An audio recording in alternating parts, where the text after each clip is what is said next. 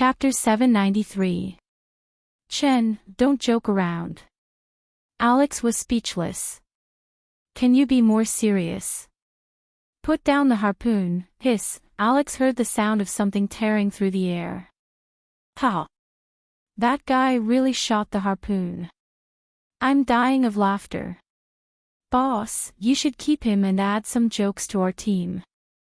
Quake was also laughing hard, but the next moment, he couldn't laugh anymore. The harpoon came faster than he had imagined. The moment the harpoon touched the windshield didn't even have the slightest effect. The person in the helicopter was also laughing, but the next moment, the harpoon stabbed into his chest and pierced through. Without any pause, the harpoon pierced through the back of the seat and nailed another person to the seat. The pilot's head tilted. Quake rushed over and steadied the steering wheel.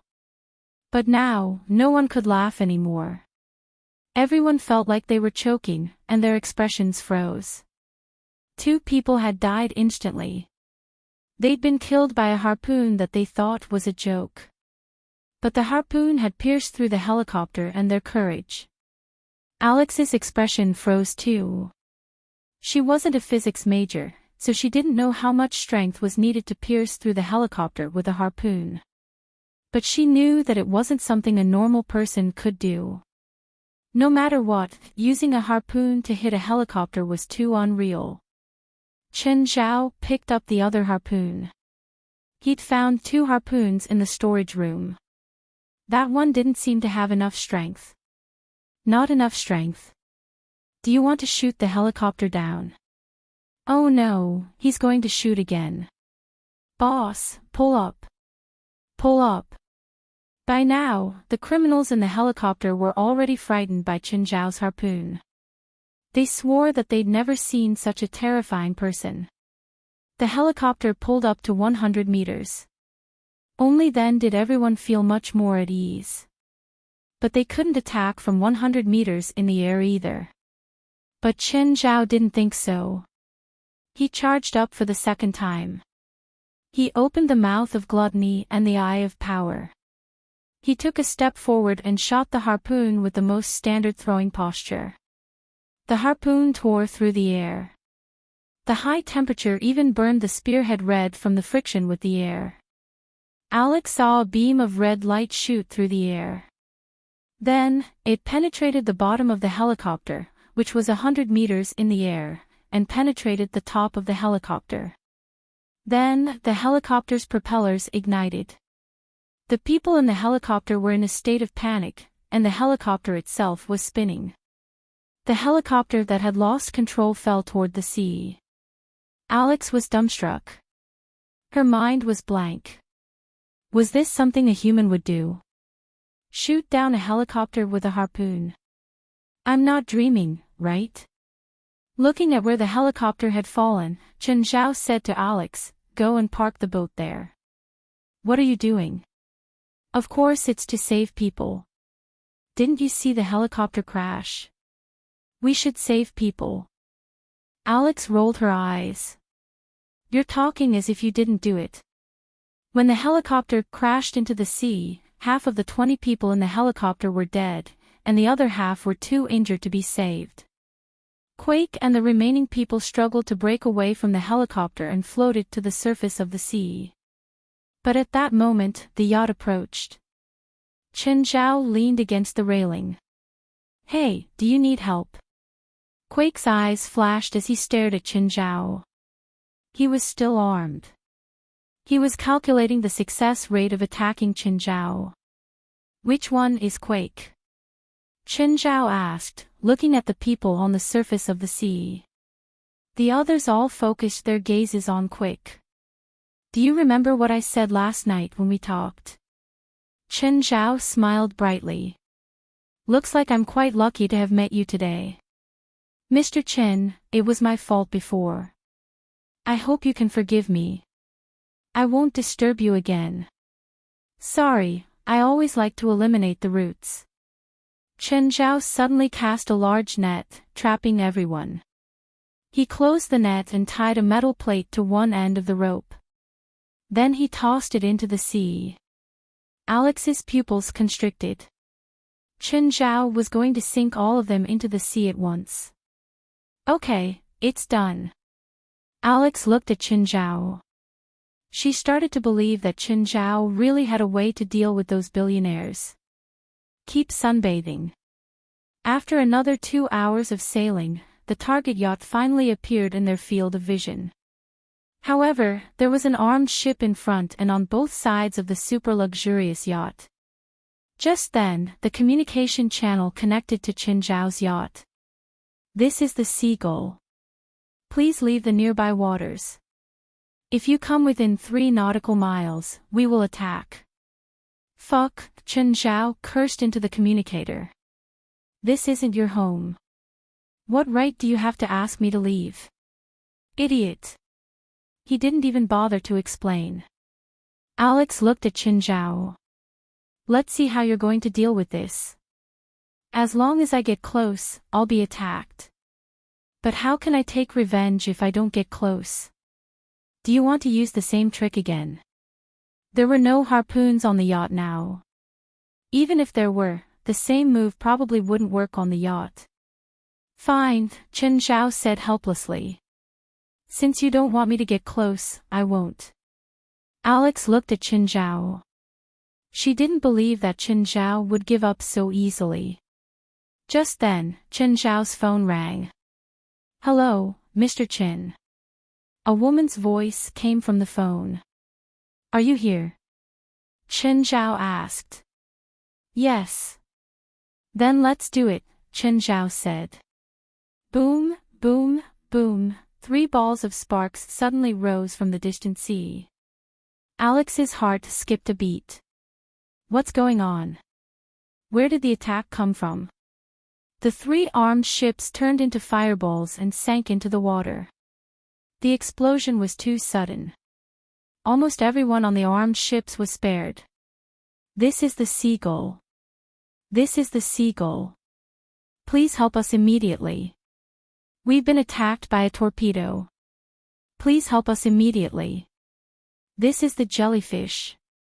You just said that I'm not allowed to get close, so I don't dare to go over.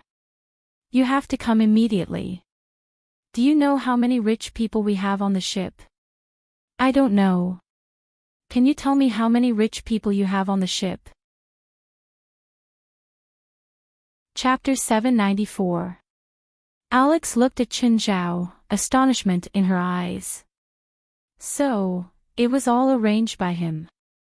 An attack from the water. With a cynical expression, Chen Zhao was still talking to the people on the Seagull. Is it everyone's combined worth $500 million? Or one person's worth $500 million? One person. One person, $500 million, the communicator seemed to have been jammed. Their conversation didn't flow smoothly. What a pity. Looks like we can't keep chatting. Just then, Chen Zhao and Alex saw a speedboat rush out from the Seagull. It was extremely fast and quickly escaped from the Seagull. Alex looked through her binoculars and her expression changed. Dang bully, he escaped. Chen Zhao looked at the speedboat's speed.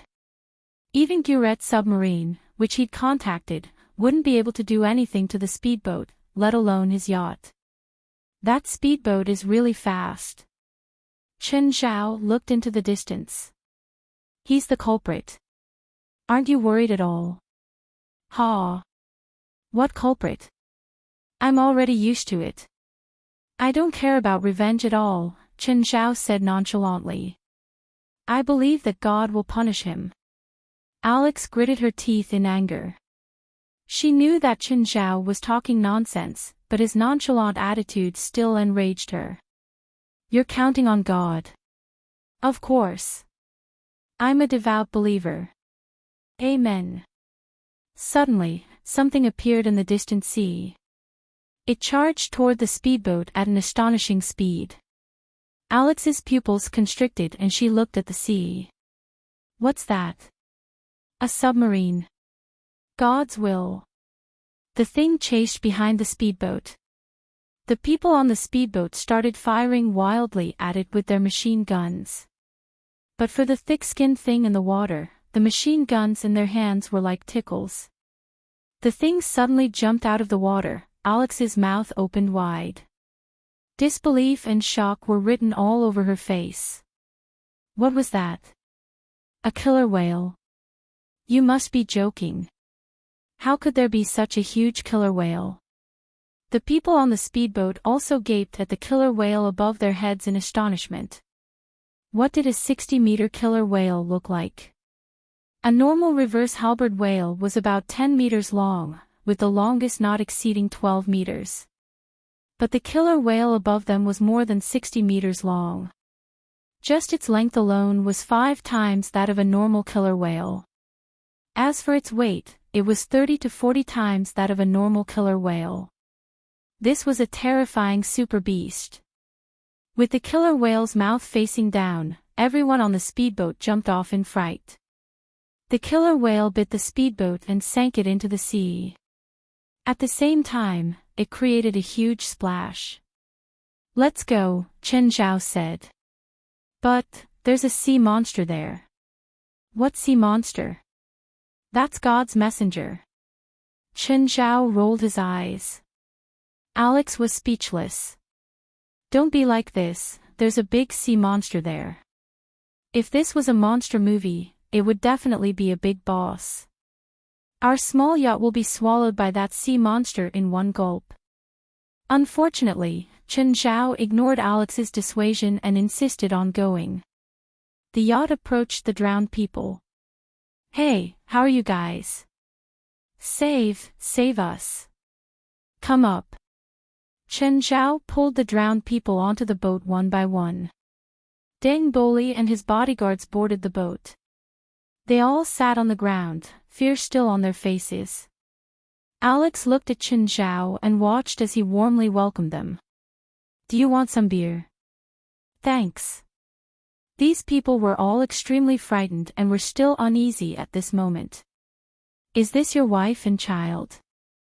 Deng Boli looked at Alex and little Jerlin. That's my child. She's so cute.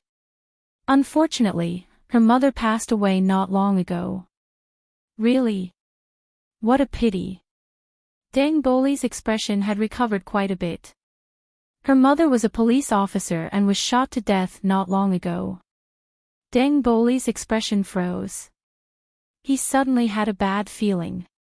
I've been looking for her mother's killer, Chen Zhao said seriously.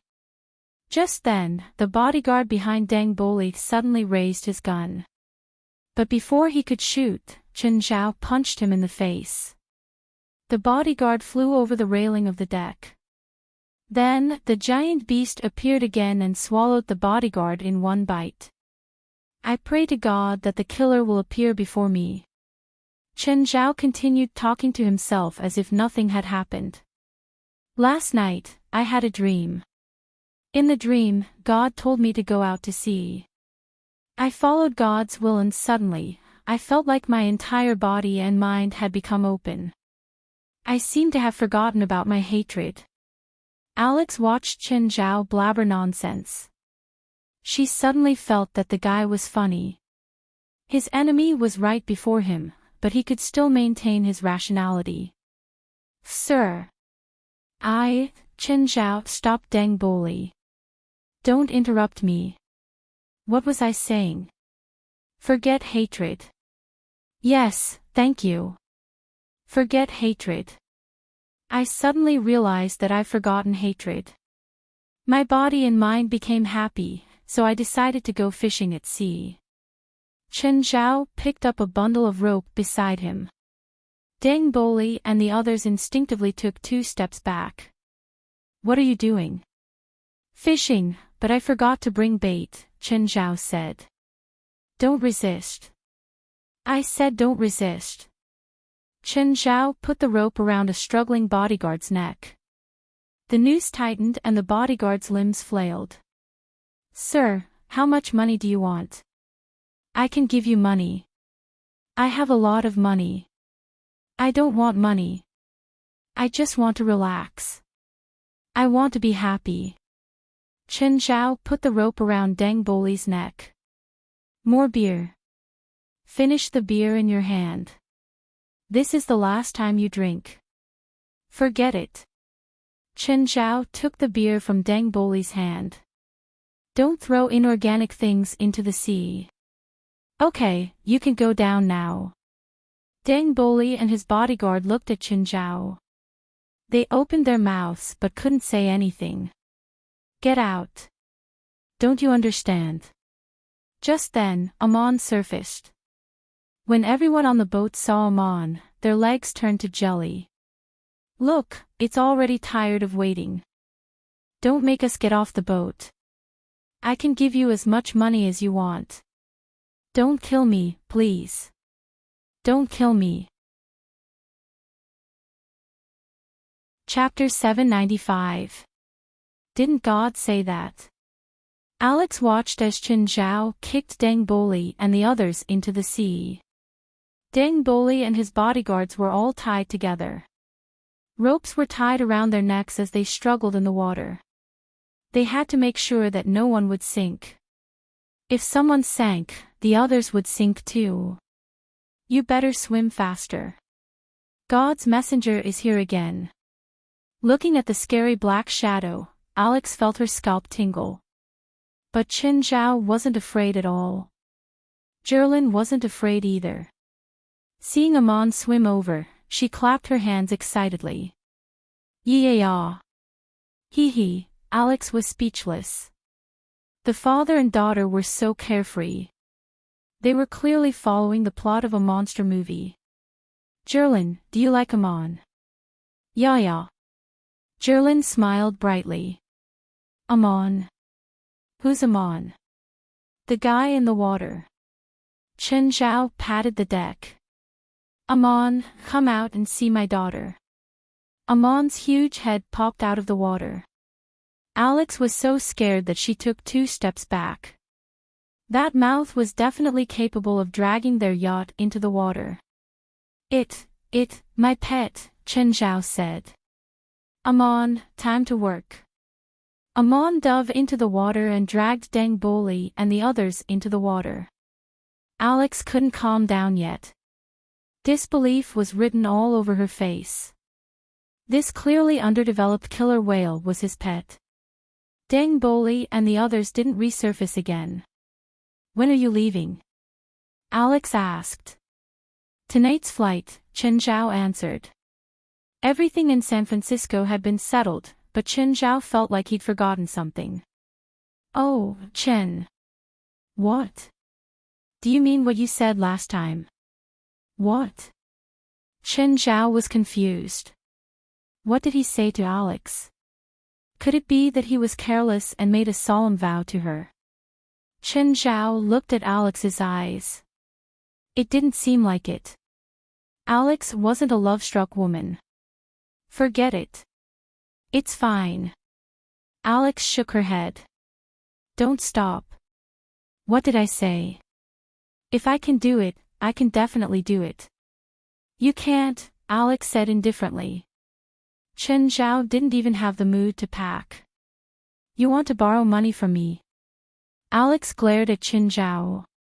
Ignoring him, she helped pack up Jerlin's things. From Jerlin's things, Alex could tell how much Chen Zhao doted on his daughter.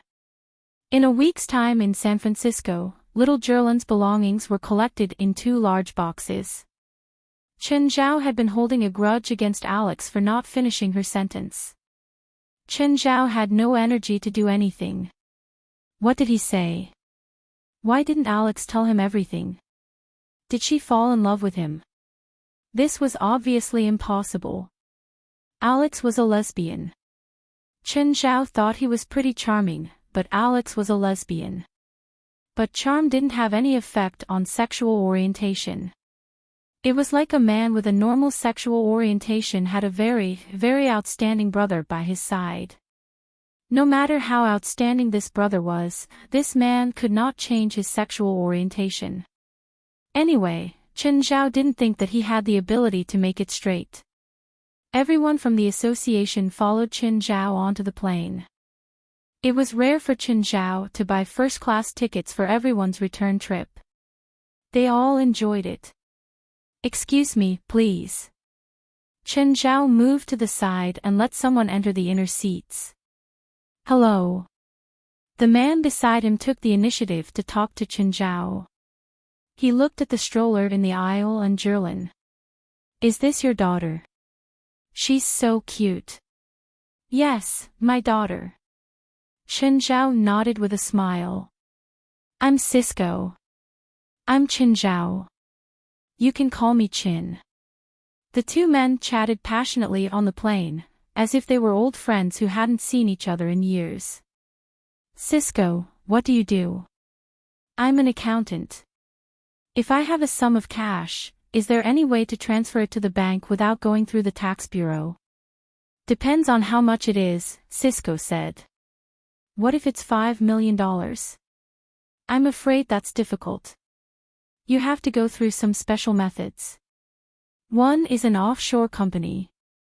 The tax bureau is powerful, but they can't do anything about the accounts of offshore companies. You can launder the money through fake investments. Another is through art investments. You have to contact the auction company first and then transfer the money to the auction company through the auction. Then, you can launder the money through the transfer of the art. Of course, there's a discount in the middle. Then I have the money at home. Cisco, are you willing to help me?" Cisco's eyes lit up. "Do you trust me?" "Of course. The money is just waiting to rot at home. I have to get rid of it as soon as possible." After getting off the plane, Chen Zhao carried Jerlin and walked out of the airport with Cisco. Just then, West and the others drove over. "President, over here. That's my subordinate. Let's go." Cisco's heart was burning. He didn't expect Chen Zhao to believe him so easily. Chen Zhao really believed that he was an accountant. Of course, while Cisco wasn't an accountant, he was really good at laundering money. However, Cisco didn't want to help Chen Zhao just like that. He wanted to take all of Chen Zhao's $5 million. After getting into West's car, West glanced at the rearview mirror. "President, are we going to your home or the headquarters?" "To the headquarters," Chen Zhao said. "Mr. Chen, didn't you say that the money is at your home?" Cisco asked warily. "Let's go to my workplace first." West and the others didn't understand why Chen Zhao would bring someone he'd met on the plane to the headquarters. Whatever. He was the boss, so he had the final say. Along the way, Chen Zhao played with Jerlin. The kid's mother must be a beauty. Unfortunately, her mother passed away not long ago, Chen Zhao said with pity. Faint sorrow appeared on his face. "Ah. Sorry, I didn't know." Cisco hurriedly apologized. "If I may ask, did she die of an illness?" "No, she was shot." "She was already 9 months pregnant at the time," Chen Zhao said calmly. "The gunman escaped on the way to prison and attacked her mother. Jerlin's mother gave birth to my daughter when she was seriously injured." Chen Zhao said calmly. Saiker tried to move, but Chen Zhao stopped him with one hand. Chapter 796. Everyone in the car immediately perked up. So this was the president's enemy. Bright smiles appeared on everyone's faces. Saiker didn't expect to meet his enemy on a plane. Chen Zhao also didn't expect to meet Saiker. Chen Zhao had seen Saiker's photo in the document Alex had given him. "Mr. Saiker, I'm curious. You're still a wanted criminal, right? How can you take a plane? What do you want to do to me?" "What do I want to do to you?" "I haven't thought about it yet, but I can tell you the result. You'll definitely die. As for the process, do you have any suggestions?" "President, we can put him in a bucket filled with leeches," West said. "Then we can put him in a cage filled with rats. President, I heard that China has a kind of punishment. You put someone in an urn and then slowly boil him over a small fire. The person will slowly cook. Psyker shivered. What kind of person was this? Didn't they have any laws at all? Patya adjusted her glasses. President, I think you're going too far. I think we should skin him and then put him in salt water. That way, he'll die of pain. On one hand, you can take revenge, and on the other hand, he'll be free as soon as possible. When Psyker heard the first half of the sentence, he thought that this gentle and weak girl had finally said something human. But when he heard the second half, he was scared out of his wits. President, I think we can feed him parasites and cover his entire body. President, Psyker trembled in fear. Were these people all monsters? When the car arrived at the headquarters, Psyker was dragged off the plane. The people who'd arrived earlier didn't understand. Wasn't this the guy who'd sat beside Chen Zhao on the plane? West, who's he? Why did you bring him here? Our VIP. More accurately, he's the president's VIP. He killed Jerlin's mother. Everyone looked at Psyker. This guy was really unlucky. He'd actually sat beside Chen Zhao on the plane. Save me. I'm willing to turn myself in. I'm willing to turn myself in. Psyker couldn't wait to go to the police station. This group of people was too terrifying. Furthermore, each and every one of them completely disregarded the law. Chop off his hands and feet first. Don't let him escape. West, keep an eye on him. If he runs, you'll suffer for him. After a long journey, Chen Zhao finally returned home with Jerlin in his arms. Baby, this will be your home from now on. The little guy was already chirping excitedly in Chen Zhao's arms. When he got home, he could finally breathe a sigh of relief. He also called Fei Lai. Fei Lai, I'm going home. In the evening, Fei Lai returned with her family's pets. All the pets circled around little Jerlin curiously. Fei Lai, do you miss me? Fei Lai blushed, but she was clearly more interested in little Jerlin. Chen, Jerlin will be my daughter from now on. Of course. Chen Zhao didn't put little Jerlin in the master bedroom with Fei Lai. When foreigners took care of their children, they usually slept separately from them from a young age. Chen Zhao had been hesitating. Should he let Jerlin sleep with him and Fei Lai or let her sleep alone? After some hesitation, he decided to let her sleep alone in a room. Of course, the underlings would help Chen Zhao take care of the kids. Fei Lai was especially passionate tonight. Also, the night before going to San Francisco, Fei Lai was serious. She really wanted children, so she didn't take any safety measures. It was a wonderful night for little Jerlin. She realized that she seemed to have a lot of little friends. Of course, she also had a lot of big friends. The inferior demons had been busy around Jerlin. As long as Jerlin made any movements, they would immediately react. The next day, Fei Lai took the initiative to ask again. Fei Lai.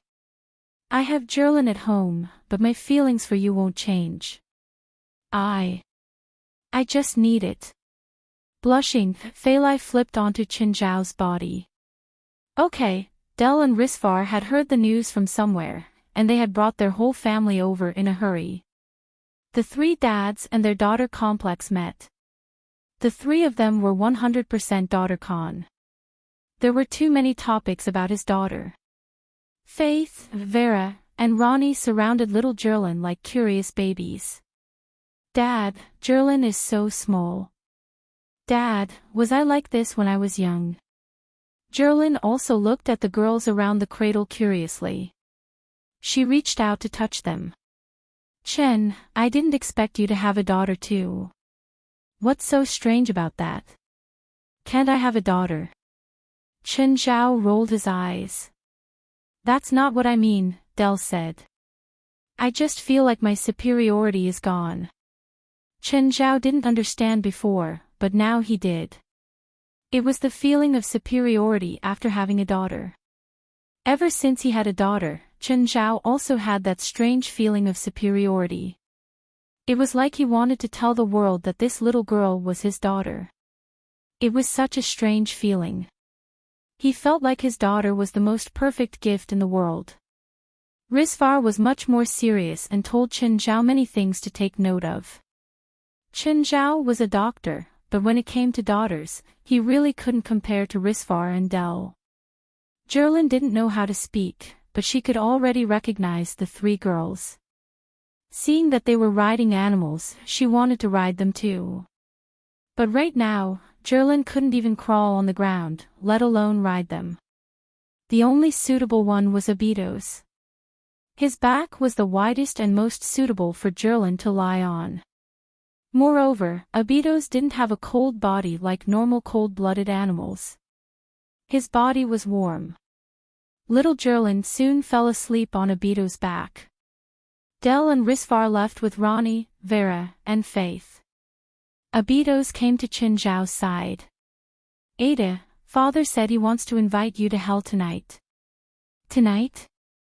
Okay. To be honest, Chen Zhao was used to looking at Jerlin. He couldn't bear to let her leave his sight. But Beelzebub Sophie probably had something important to tell him. When Feilai came back, Chen Zhao told her something. Feilai was already used to it. Chen Zhao had to go to hell every once in a while. Chapter 797. Chen Zhao appeared in hell again. But this time, he didn't appear in Obsidian Castle. Instead, he appeared in the sky. Chen Zhao remembered that when Samuel summoned him to hell last time, he'd also appeared in hell. It was the same this time. He had no choice but to use the dark serum to create a pair of wings and glide to the ground. What the hell is this place? Below him was a muddy swamp. In the distance was an erupting volcano. The smell of sulfur filled the air. A demon flew over Chen Zhao's head, but he turned back after a while. Strange. Human soul. Living. The demon wasn't tall. At least, Chen Zhao was used to seeing tall and burly demons. The demon before him looked a bit fresh. He didn't have red lips and white teeth, but he had the standard human features.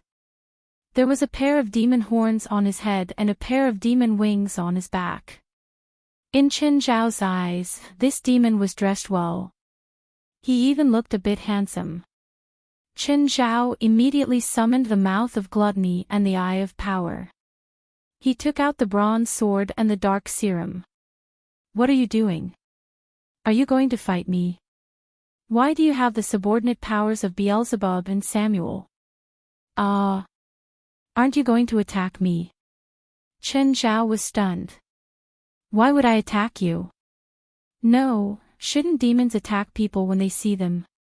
In this world where the strong prey on the weak, the winner is king and the loser is a bandit. The first thing they say is, submit to me or die. Is this your first time in hell? The demon asked.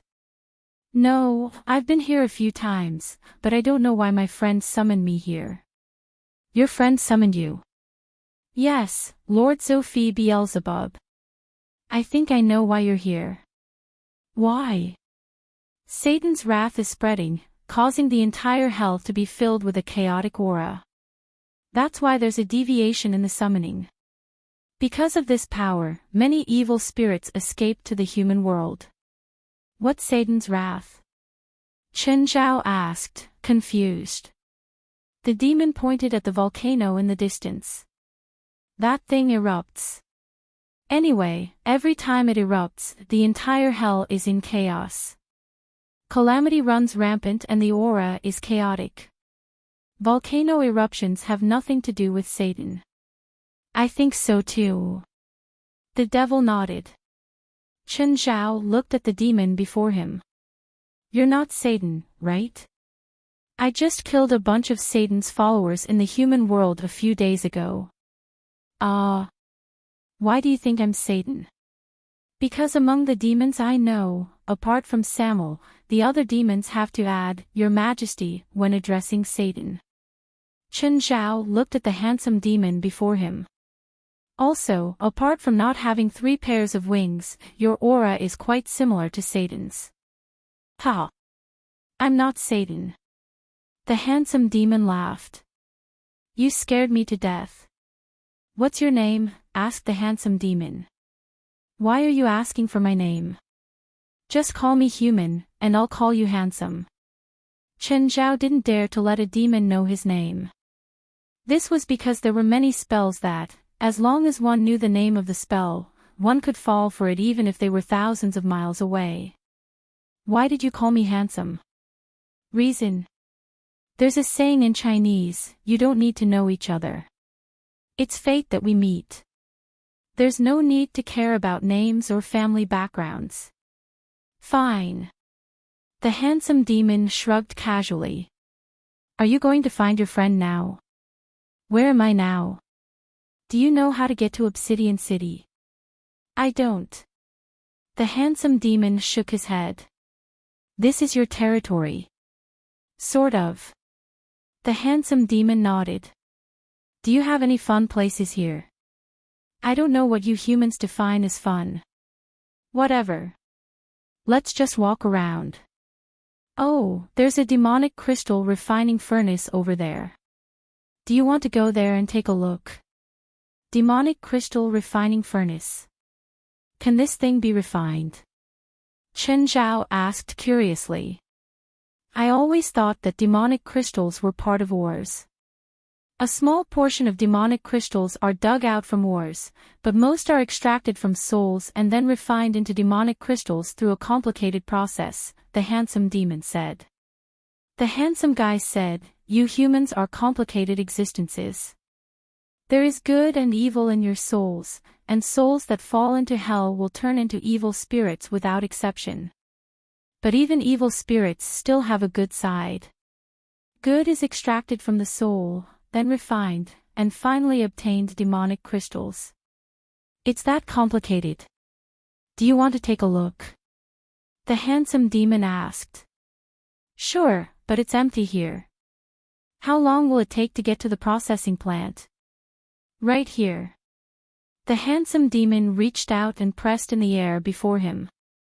As if the fog had dissipated, a huge building that reached the clouds appeared. It was much larger than Obsidian Castle. What spell is this? It's just a normal camouflage spell. Chen Zhao looked at the door before him. It was at least 10 meters tall. He went up and pushed it. It's so heavy. Open it. Fuck, how heavy is this door? He couldn't even push the door with his own strength. The handsome demon patted Chen Zhao's back. Let me. Chen Zhao felt something strange in his body, but he couldn't tell what it was. It was neither uncomfortable nor uncomfortable. The handsome demon walked up and pushed the door open with one hand. Handsome, I think you should change this in the future. Don't you think it's weird to open such a big door every time you go in and out? It's to prevent outsiders from entering. You should be really powerful. You can just set a password. Do you know passwords? Like Open Sesame or something. The handsome demon looked at the door and thought for a moment. Let me think about it. Chen Zhao followed him into the refining furnace. It was very spacious inside and there were many demons working inside. When the demons saw the handsome demon, they immediately went up and bowed. The handsome demon waved his hand. Don't mind me. Go back to work. Chen Zhao looked at him. You're Satan, right? Why do you ask? Isn't it usually like this? They're afraid that their subordinates will reveal their identity, so they say something to shut their mouths. What you said before makes sense. Why must we know each other when we meet? The handsome demon said. You're a human, and I'm a handsome demon. Fine. The internal structure of the refining furnace was very complicated. Chen Zhao saw a demon dragging hundreds of evil spirits past them. Chapter 798. The handsome demon brought Chen Zhao to a place that looked like a farm. There were tens of thousands of evil spirits inside. They devoured each other inside. It was like a slaughterhouse. Even someone like Chen Zhao, who had seen much of the world, could not help but feel chills down his spine at the sight. What's this for? This is to make perfect demonic crystals. Normal evil spirits can only produce normal demonic crystals. Only these kinds of evil spirits can produce perfect demonic crystals. How strong are these evil spirits? Chen Zhao asked curiously. About the same as you right now. If you want to destroy evil spirits of this level, it'll be quite difficult. The handsome demon looked at Chen Zhao. What? Do you want one? I'll give you one. I'll trade with perfect crystals, Chen Zhao said. Oh, do you want perfect angelic crystals or demonic crystals? Do you still have angelic crystals? Even I don't have many. I have quite a few. Chen Zhao was about to take them out when he asked, will it hurt you? It's fine. Take them out. Chen Zhao took out a perfect angelic crystal. The handsome demon took it. Perfect. This angelic crystal is so beautiful. The handsome demon held the perfect angelic crystal and drew magic patterns in the air with his finger. The perfect angelic crystal started cracking. Then, like an egg, a small angel flew out of the perfect angelic crystal. More accurately, it was a little elf. Radiating holy light, it coiled around the handsome demon. The elf was only the size of 3 fingers. It had a pair of holy wings on its back. This angelic crystal is actually an egg? Chen Zhao asked in surprise. The handsome demon shook his head. That's not the case. It's because of my power that this holy light soul essence was born. Chen Zhao reached out to grab the holy light essence, but it disappeared in a flash. The next moment, the holy light spirit essence appeared beside the handsome demon and stuck its tongue out at Chen Zhao. What's the use of this? To you humans, it's a guardian angel. Guardian angel. Are you the only one who can hatch it? The handsome demon nodded. Apart from me, other demons or humans can't hatch it. The handsome demon looked at Chen Zhao. But you can't have a guardian angel either. Why? I am a very kind person. You have the power of a demon on you. The guardian angel can't protect you. In that case, those without demonic energy can obtain protection, right? Sure. I don't want that evil spirit anymore. Can you help me hatch another guardian angel? No, it's too. Chen Zhao took out 2 perfect crystals. The handsome demon sucked in a breath of cold air. Where did you get this angelic crystal? Even I can sense the power of holy light contained within it. Help me hatch them into guardian angels. Oh, by the way, teach me how to let my family receive the protection of guardian angels. I can't make the guardian angel choose who to protect. The handsome demon said, however, I can give you a guardian devil. Its purpose is similar to that of a guardian angel. Guardian angels and guardian demons sound like 2 different species. Are you sure their uses are similar to guardian angels? You want to protect your family, right? That's right. Chen Zhao wanted to get one for Fei Lai and Zhilin. Guardian angels can resist diseases, bad luck, and curses. Guardian devils can devour evil spirits, detect evil intentions, and lend power. Chen Zhao thought about it. A guardian devil seemed to be suitable for Fei Lai, while a guardian angel was suitable for Zhilin. What price do I have to pay? Leave one of the 2 angelic crystals for me. Deal, Chen Zhao agreed quickly. Do you still want that evil spirit? Do you have a way for me to control it? No. What do you want it for? I have a bunch of useless subordinates. I plan to give it to them for training, but an evil spirit of this level probably isn't for training. It's for killing them. I see. The handsome demon thought about it. I can help you make a Hellion Tower, but you'll have to pay a greater price. What's a Hellion Tower? It's for training. It's absolutely safe. Chen Zhao's heart jumped. What price? You can give me more angelic crystals until I think it's enough. Chen Zhao thought about it and asked, can I use demonic crystals? I'm curious how a living person can have so many angelic crystals and demonic crystals. Everyone has their own secrets, right?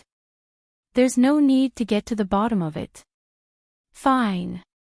Chen Zhao took out a large number of demonic crystals and angelic crystals.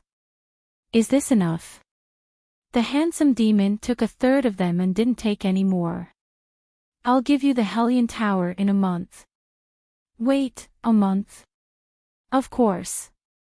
The Hellion Tower is very complicated. Even I need a month to make it. But I was summoned to hell. I'll only be there for 24 hours.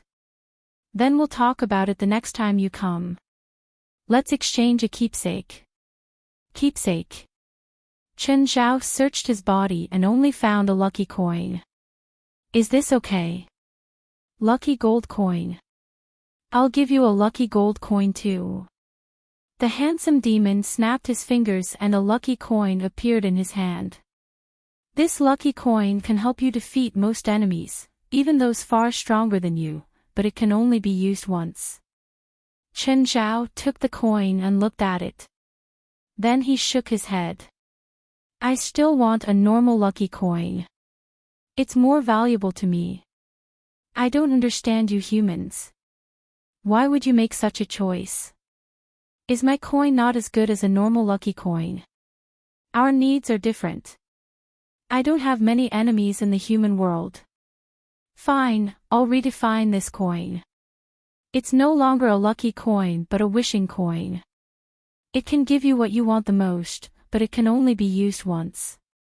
Can I have anything I want? You don't have to make a wish for wealth. The only thing this coin can't do is give you wealth. Also, it can't grant all wishes. Even I can't grant all wishes. Why? Because wealth has a number. Giving you 1 coin is wealth. Giving you 100 coins is also wealth. Wishes that exceed the ability of this wishing coin can't be granted. Chapter 799. Chen Zhao and the handsome guy sat at the top of the smelting furnace. It was almost 10,000 meters above the ground. It was even higher than the castle Samuel had given Chen Zhao. Do you drink? Chen Zhao handed the guy a bottle of wine. It's really good wine. Even hell doesn't have such good wine. The guy gazed into the distance. Chen Zhao didn't know if it was because of the wine that he'd become sentimental. You already have the answer, right? What? You told me your identity. Chen Zhao asked. Just like you said, we don't need to know each other. It's been a long time since I've chatted and drank with a good friend. Have you read The Deer and the Cauldron? What's that? Whatever. If you have the chance, catch an evil spirit from China. Maybe you'll get the answer. After being in a high position for a long time, one would inevitably feel lonely. It didn't matter if one was at the peak of power or the peak of power. It was the same principle. Of course, if Chen Zhao had the chance, he wanted to taste this feeling of loneliness too. Chen Zhao and the handsome guy exchanged toasts, drinking one glass after another. By the way, can you go to the human world? No. The guy shook his head.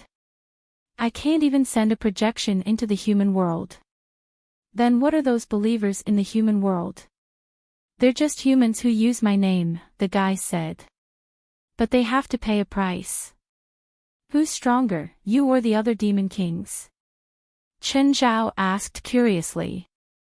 I'm the nominal ruler of hell and the leader of the 7 demon kings. I've never fought any of them, but I'm sure that I'm stronger than any of them. Are you much stronger than them? I don't know. The guy shook his head. I'm born with them. I'm the ruler of this place. Our power is natural. What about the other demon kings? For example, the king of ice and snow. Aside from the 7 demon kings, the other demon kings that appeared later were actually our descendants. All the fiends in the infernal realm began with the 7 of us. Chen Zhao's phone suddenly rang. He glanced at the time. My time is up. I should go back to the human world. Goodbye. Goodbye. Chen Zhao returned to his home in the human world. When he reached his bedroom, he saw Fei Lai hugging little Jerlin. However, Fei Lai seemed to be sobbing. Chen Zhao entered the bedroom. Fei Lai, what's wrong? No. I'm fine. Chen, why didn't I hear you coming back? Fei Lai, what happened? I'm really fine. I'm really fine. Fei Lai still had tears on her face. Fei Lai, tell me, what happened? Were you bullied? No. Fei Lai pursed her lips. Who's sick? Who's sick?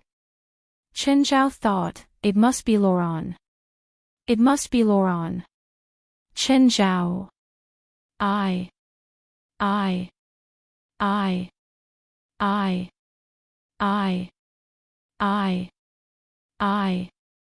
I. Chen. I might not be able to give birth to your child. Ha! Chen Zhao was dumbfounded. What did this mean? Fei Lai was. Zhao was.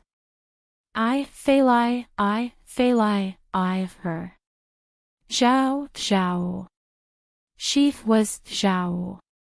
Zhao was. Chen Zhao Zhao was Chen Zhao. Zhao was a doctor too. He could understand what Fei Lai couldn't explain.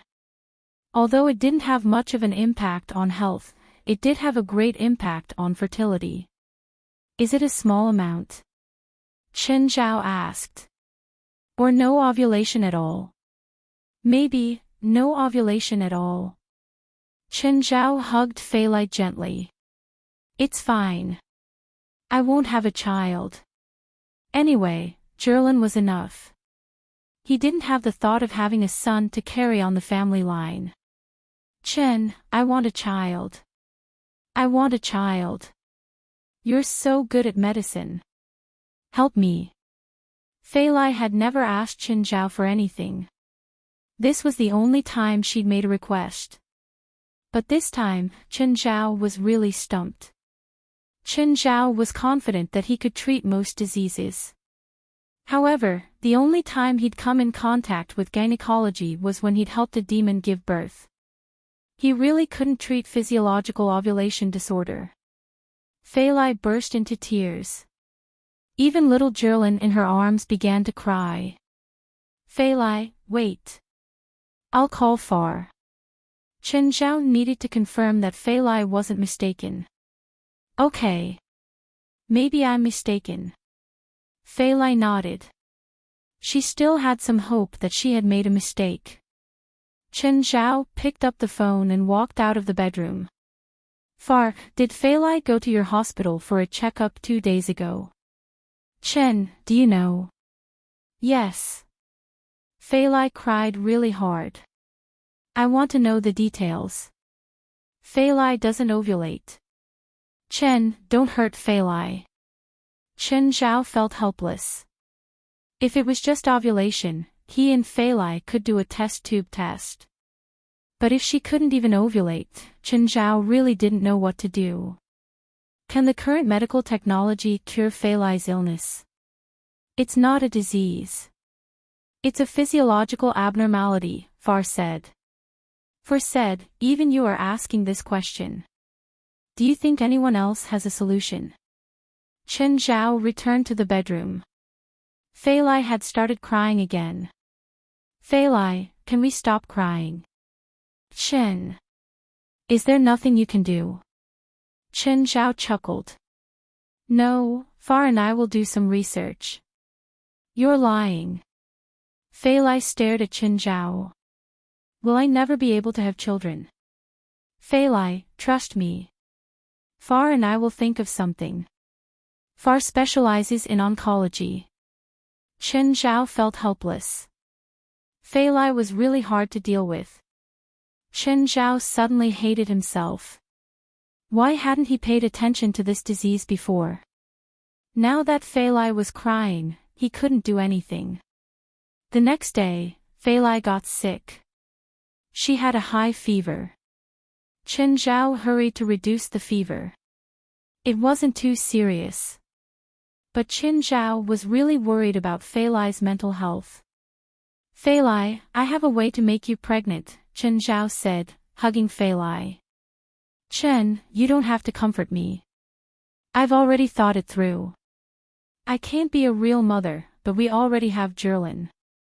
I'll be the best mother. Fei Lai, I'm serious. I really have a way. Fei Lai looked up at Chen Zhao. Chen, I don't want to hope for disappointment. I'm serious. I have a way.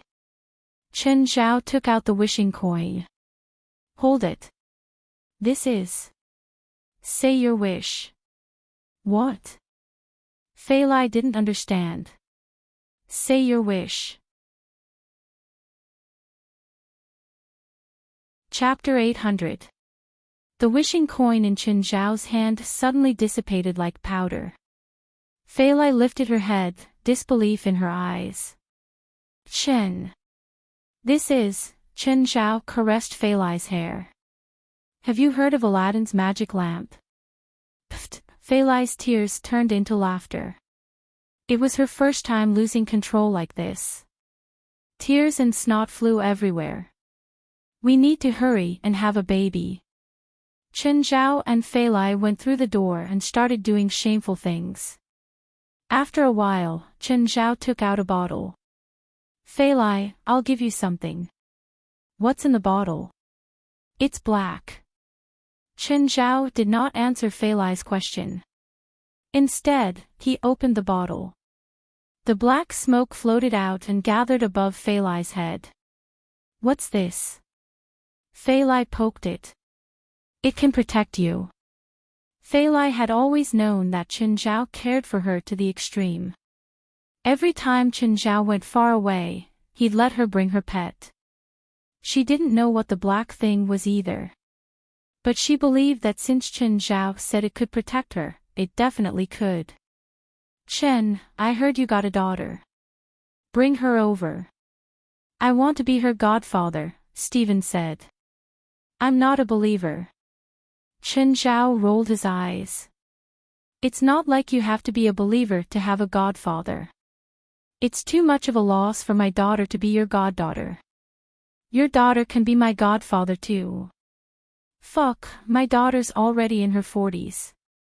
Are you sure you want to be her godfather? Fine, pretend I didn't say anything, Chen Zhao answered awkwardly. By the way, my movie's celebration party is tomorrow night. You have to be there, Stephen said in a tough tone. Okay. Bring my goddaughter. After hanging up, Chen Zhao carried Jerlin out the door. He didn't buy Stephen a present last time. He still had to find a suitable one. As for the pocket watch, Chen Zhao wanted to study it more to find out what was special about it. Little Jerlin was surrounded by a white dot of light. This was the guardian angel surrounding little Jerlin. Wherever Jerlin went, the guardian angel would follow. However, Jerlin didn't seem to see the guardian angel herself. Or perhaps she was too young to realize the existence of guardian angels. She was obviously more interested in the amber. Chen Zhao realized that Jerlin had grown teeth. Although it had only been close to a month, little Jerlin had actually grown her first tooth. Generally speaking, babies only grow teeth at around 6 months of age. But little Gerlin's teeth grew very fast. It was only in the past 2 days that a small white spot appeared on the gums of his front teeth. There were already some bite marks on the lake. Chen Zhao followed her and bit as much as he wanted. Chen Zhao parked his car in a gift shop. He wanted to look around and see if there were any suitable gifts. Don't think that China is the only country that has antiques. But as soon as the car stopped, an uninvited guest appeared in front of the car. Chen Zhao's eyes widened. Usually, there was only one person who would cause trouble when Chen Zhao stopped his car, Sharon. Sharon, I didn't park illegally or run a red light. I didn't break any traffic rules. Sharon looked at him. You're driving dangerously. What? I'm driving dangerously. Chen Zhao's eyes widened. When did I drive dangerously? Where did you put her? Sharon pointed at little Gerlin in Chen Zhao's arms. The front passenger seat, of course. I have a baby seat. Don't you know that babies under 6 months can't sit in baby seats? Sharon asked, looking at Chen Zhao. Chen Zhao's eyes almost popped out. There's such a rule. Of course. Baby seats are for babies over 6 months. Whose child is this? Mine. It's my daughter. Chen Zhao was helpless. He would admit defeat for now. Once bitten, twice shy. He knew that Gerlin couldn't sit in the baby seat for now. You have a daughter. Sharon also looked at Chen Zhao in surprise. Are you disappointed that I have a daughter? Do you have to provoke the police every time? Give me the ticket. Whatever, I'll let you go this time. Oh my God. Is tomorrow the end of the world? Chen Zhao's expression was exaggerated. Sharon's face darkened. Are you sure you want me to give you a ticket? Ha. I'm joking. Sharon glanced at the gift shop. What do you want to buy? I'm not sure, Chen Zhao said. I want to give an old guy a gift. Let's pick. The two walked into the gift shop. Just then, the guardian angel landed on a painting. Yeah. Little Gerlin spread her arms, wanting to take the painting. Baby, do you want this? It was a huge oil painting that looked a bit old. It was a goddess, or more accurately, Venus, the embodiment of love and beauty. There were also a few little angels dressing Venus up. This dressing Venus is a fake, Sharon said. The real one is in New York's Metropolitan Museum of Art. Why did Chen Zhao care so much? He didn't know how to appreciate art at all. To him, apart from the difference in price, there was no difference between the real and the fake. But since Gerlin liked the painting, he would buy it. Boss, how much is this painting? The boss at the cashier didn't even look up. He casually said, $80. Pack it for me. Did you know that this painting was originally the work of the 18th century French painter François Boucher? At the same time, it is also an erotic painting of the royal family. If you want to hang this painting in your home, it is not suitable, especially in the home of children.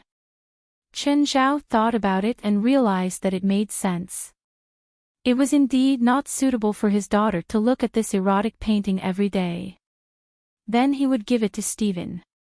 The perverted old man probably liked these things. As for whether it was real or not, the old man wasn't a scholar. Chen Zhao had been to Stephen's house twice, but he didn't see any art there. All he hung were movie posters that he had shot himself. It was clear that not only was Stephen not a scholar, but he was also a narcissist. After admiring the painting for a while, Chen Zhao lost interest. Chen Zhao never believed that these works of art could be worth an astronomical amount. Of course, it might be because he didn't understand art. Little guy, this is for you. Sharon took out a strange wooden sculpture. What's this for? It looks so ugly. Chapter 801. Wood Spirit. It's not related to witchcraft, is it? Chen Zhao didn't want his daughter to come into contact with these things. He knew that witchcraft and magic really existed in this world. And uncertain magic could bring about unpredictable dangers. That Native American tribe won't harm people. They worship nature and the holy tree, so they always make some handicrafts related to the holy tree. It's also a blessing. They don't have any evil intentions. Just then, the guardian angel landed on the wood spirit in Sharon's hand again. Since the guardian angel didn't sense any danger, it should be harmless. Chen Zhao helped Jerlin take the wood spirit. Jerlin immediately stuffed it into her mouth and bit. Daughter, you're not a dog. Don't put everything in your mouth and bite first. Chen Zhao tried to pull the wood spirit, but as soon as he pulled the wood away, Jerlin pouted and her eyes became misty. Chen Zhao hurriedly returned the wood spirit to Jerlin. As long as you're happy. After leaving the gift shop, Sharon followed. Where are you going? Home. How are you going back? Are you letting your daughter sit in the baby seat again? I'll carry her, Sharon said. Fine. Since the baby seat was designed this way, there had to be a reason for it. Since it wasn't safe, then he wouldn't do it. Chen Zhao got up. He didn't have any bad feelings towards Sharon. It was just a habit for them to argue when they met. Perhaps it was because they were familiar with each other. Sharon was also used to finding trouble with Chen Zhao. Sharon had seen Chen Zhao's pets before. However, when Chen Zhao sent Jerlin home and saw the whole family, he was still shocked. Feilai, it's Steven's movie celebration party tonight. Are you going? No, Feilai said. I want to rest at home tonight. Okay. Chen Zhao hung up. Seeing that it was getting late, Chen Zhao decided to go give Steven his present. Then he would congratulate him and run away. That was Chen Zhao's plan. Learning from last time, Chen Zhao didn't drive himself this time. Instead, he called a car. Steven's movie celebration party was at the Regal Hotel. The name sounded very vulgar. But this was the most luxurious hotel in Los Angeles. Steven was incredible this time. Sea Patrol had been in theaters for more than 2 months, and the global box office had reached $3.5 billion. The North American market alone had exceeded $2 billion. The original highest box office in North America was $936 million for Star Wars, but Steven had doubled the record this time. Steven's record was known as a record that could never be broken. The current Steven had been deified in the film industry. Of course, Angry Sea Detective was also deified. Fury Sea Detective broke almost all the records that could be broken. When Chen Zhao entered the banquet hall, there was still a line outside. Chen Zhao didn't have an invitation. He found a seat and called Steven. Steven, you asked me to come to your celebration party, but you didn't give me an invitation. You went to the celebration party. Fuck, I even went to your house to pick you up, and you actually went there yourself. Steven scolded, why did you go there so early? Don't be so long-winded. Tell the guard to let me in. Okay, I'll call the person in charge. After hanging up, Chen Zhao waited for the person in charge to come over. Just then, an Asian man sat beside Chen Zhao. He looked to be in his 30s. Hello, the Asian greeted Chen Zhao. Hello, are you from China? Chen Zhao could tell from the accent that he was Chinese. You're also from China. The man was surprised. You're not a reporter, right? The man looked Chen Zhao up and down. Since he was carrying a child, he definitely wasn't a reporter. But he probably wasn't a domestic star either. After all, he was in the entertainment circle. He didn't dare to say that he knew all the domestic stars. At least he would have a good impression of them. If they were domestic stars, he would at least know their names and looks. "No, I'm just here to get a meal." "You're really something. You came to the director's celebration party to get a meal," the man said, smiling. "I'm Li He." "What's your name, brother?" "Chen Zhao." "Why didn't you line up?" Li He asked. "I don't have an invitation." "You came to get a meal without an invitation. You're really something." "I know someone here. I'm waiting for the person inside to bring me in." Li He shook his head, smiling. "This isn't our country. Don't embarrass our country." "I won't. Don't worry. Even though I'm out of the country, I always think of our country's face." Chen Zhao wasn't angry at Li He's words. Li He probably thought that he was unemployed. "Are you a domestic star? How long have you been out?" "Almost a year," Chen Zhao said. He'd left the country in October last year. It had been 11 months now. "No wonder. I only became popular this year. It's normal that you don't know me." "Oh, a big star. How about an autograph? You really want it?" "Yes. I'll sell your autograph when I run out of money." Just then, a short and fat man ran over to Li He. "Li He, don't just sit here. Hurry up and line up. It took me a lot of effort to get an invitation. Hurry up and go in." It seemed that he was Li He's manager. He turned to look at Chen Zhao. "Li He, don't talk to strangers. You're a star, after all." Li He glanced back at Chen Zhao and shrugged helplessly. Chen Zhao waved his hand and Li He went to line up. Chen Zhao waited in his seat for more than 20 minutes before a man with a mustache found him. "Hello, are you Mr. Chen?" "That's me. Sorry, I'm late. There were too many things in the banquet hall, so I was late." "I'm really sorry." "It's okay. Can I go in now?" "Of course, I'll bring you in." Chen Zhao entered the banquet hall. There were already many people inside. They were gathered in twos and threes, chatting. Chen Zhao was just about to find a place to sit when Li He came over again. "Brother, you really snuck in." "Of course. How dare I come here if I can't? If you're so capable, why are you carrying a baby?" Li He was also a chatterbox who couldn't stop talking. "I heard that there are many female stars here. I thought that they should like cute ones, so I carried my baby here to see if I could trick a few female stars to warm my bed." Chapter 802. Li He saw that Chen Zhao was really here to eat and drink. Sitting beside him, Chen Zhao's mouth didn't stop. However, Li He had been mediocre and unknown for 30 years. In the past, when he was poorest, he was about the same as Chen Zhao.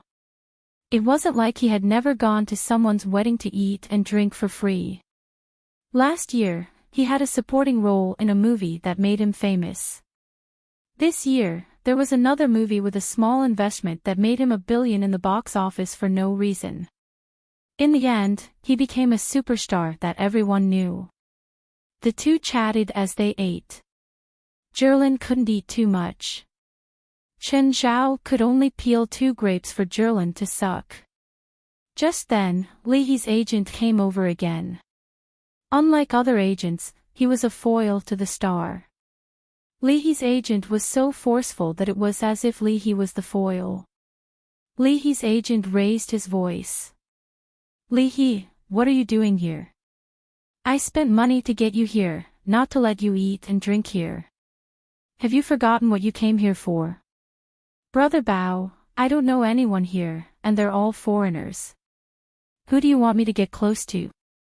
Li He asked with a depressed expression. Brother Bao didn't care so much. He scolded, "Take the initiative to greet others. Look at that guy over there. He's a Hollywood A-list star. Even if you don't become friends with him, just greeting him and taking a photo with him will make the headlines in the local media. Also, is that girl? She had an outstanding performance in director Steven's movie. I think, what's her name again? Paris," Lee he reminded. "Oh, right, Paris." Brother Bao nodded. "Don't waste time with irrelevant people here. Brother, I have something to do. I'm leaving now." Li He's agent was a bit snobbish, but Chen Zhao had a good impression of Li He. He was quite chatty. It was nice to meet a fellow countryman overseas. Li He was holding a wine glass. He looked good and was dressed well. He walked directly towards Paris. "Hi, you're Miss Paris, right? Can I get to know you?" To be honest, Li He's English wasn't that good. His pronunciation was too local. Paris turned around and her eyes lit up when she saw the black hair and black eyes, but she quickly recognized them. Li He was not who she thought he was. Ever since she participated in Steven's movie, Paris had gone from a car salesman to a C-list celebrity. Moreover, her management company had recently found quite a few roles for her. It could be said that there were endless invitations.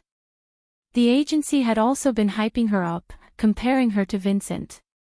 They were all set up as inspirational examples of salted fish turning over a new leaf. She could even be the female lead in a small investment movie. Of course, her quality of life had also improved by leaps and bounds. Her ex-boyfriend, the gigolo Luo Ku, came looking for her again. He hoped that he could get back together with her. Unfortunately, Paris didn't care about Luo Ku at all. Paris even doubted her own taste in the past. Why would she choose someone like Rocco to be her boyfriend? "Hello," Paris said with a sweet smile. He had to admit that Paris was very beautiful. Even in Hollywood, where beauties were as common as clouds, she was a top-notch beauty. Her tall figure, exquisite makeup, and open-necked gown all accentuated her beauty. She didn't know how many men had taken the initiative to talk to her. Of course, even if she didn't know him, even if he was an Asian. But to be able to enter this place, he must have some background. Paris knew that her foundation was still very weak. She wouldn't offend anyone easily. Moreover, China was now the second largest movie market. China's movie market already had a great influence on Hollywood. If one didn't have a good reputation in China, one wouldn't be able to get a Hollywood blockbuster. After all, Hollywood's beyond A-list movies would all be shown in China. If the movie couldn't be shown in China because of the reputation of some actors, it would be a great loss. For example, 10 years ago, before the Olympics, a certain Hollywood A-list female star could only shoot an independent film because of her gossiping. Now, Hollywood had obviously learned its lesson and didn't talk about politics. When facing Asians, especially Chinese, they would show their generosity and friendliness. Of course, Paris had no right to put on airs in front of others. "I'm from China. I'm Li, an actor. Nice to meet you. Hello, I'm Paris. I like China a lot. I also have a friend from China." Paris even said hello in Chinese, although her pronunciation wasn't very good. "Can we take a photo together?" "Of course." Paris nodded with a smile. Li He then said, "If you go to China in the future, remember to find me. I can be a good host." "No problem. If I go to China, I'll find you, Li. Can I post this photo on social media?" Li He asked. "Of course." "Oh, help me send my regards to my friends in China." This was a good way to increase her reputation in China. Since Li He was willing to talk to her, she obviously wouldn't reject him. Nowadays, Hollywood's criteria for casting were either famous and reputable actors in China or pure newcomers. While Paris and Li He were chatting happily, Paris suddenly glanced at a corner in the distance. Paris's eyes lit up. Chen Zhao. Paris was overjoyed. To be honest, her current status was closely related to Chen Zhao. She knew very well about Chen Zhao and Steven's relationship. Even now, one word from Chen Zhao could turn her back to her original state. She and James were in a stable relationship now. James had warned her not to offend Chen Zhao in any way. Don't offend Chen Zhao in any way. Otherwise, their relationship will be over. Paris had thought that James would be able to straighten his back now that he was a real director. However, James told her that the reason he could become the director of the new movie that PLM invested in was all because of Chen Zhao's help. This made Paris even more respectful of Chen Zhao. Even a director like James could be promoted with one word from Chen Zhao. Not to mention that she, a C-list actress, could also be promoted with one word from Chen Zhao. Li, excuse me. I saw a friend and I'm going to say hi. Although Chen Zhao was sitting alone in the corner, Paris didn't dare to offend him like before. Chapter 803. Li He watched as Paris walked toward the corner. Ha! Li He realized that Paris was walking toward Chen Zhao. There was only Chen Zhao and the baby in his arms in that direction. Paris walked up to Chen Zhao. Ah, so cute. Mr. Chen, is she your child? Yes, she's my daughter. Chen Zhao nodded. She's so cute. I want to have a girl. Even though she knew it was impossible with Chen Zhao, she still couldn't help but make sexual hints in her words. Does she have a godparent? Paris asked. She clearly wanted to get closer to Chen Zhao. Steven said he wants to be her godfather. Chen Zhao didn't reject her directly. But this was enough to reject someone. A godfather was the closest person to a child apart from their parents. Either they were highly respected, or they had a high seniority, and they had a close relationship. Steven was the respectable type. He was also close to Chen Zhao. If Paris and Fei Lai were close, then she had a chance to become Jerlin's godmother. But Paris wasn't close to Chen Zhao, let alone Fei Lai. Plus, Steven was Jerlin's godfather. If she dared to accept the godmother status, she probably wouldn't be able to survive in the entertainment industry. It didn't mean that godparents had to be of equal status. If they weren't from the same circle, for example, if the godmother was just an ordinary person, no one would say anything. But since they were both from Hollywood, it was different. In the distance, Li He was somewhat stunned. Could bringing a baby to a banquet like this really attract female stars? Were all Hollywood actresses so loving? Should he carry a baby next time? Seeing that Chen Zhao and Paris were chatting happily, Li He couldn't help but be envious. Just then, Li He's manager, Brother Bao, walked over. Li He, didn't you have a good chat with Paris just now? Why aren't you talking now? Where's she? Oh, over there. Why is she there? They know each other. Brother Bao was confused. Do you know who that person is? He's here to eat and drink. He probably knows the security guards or someone here. Li He wasn't sure. He felt that Chen Zhao wasn't a guest here. After all, this was Steven's movie celebration banquet.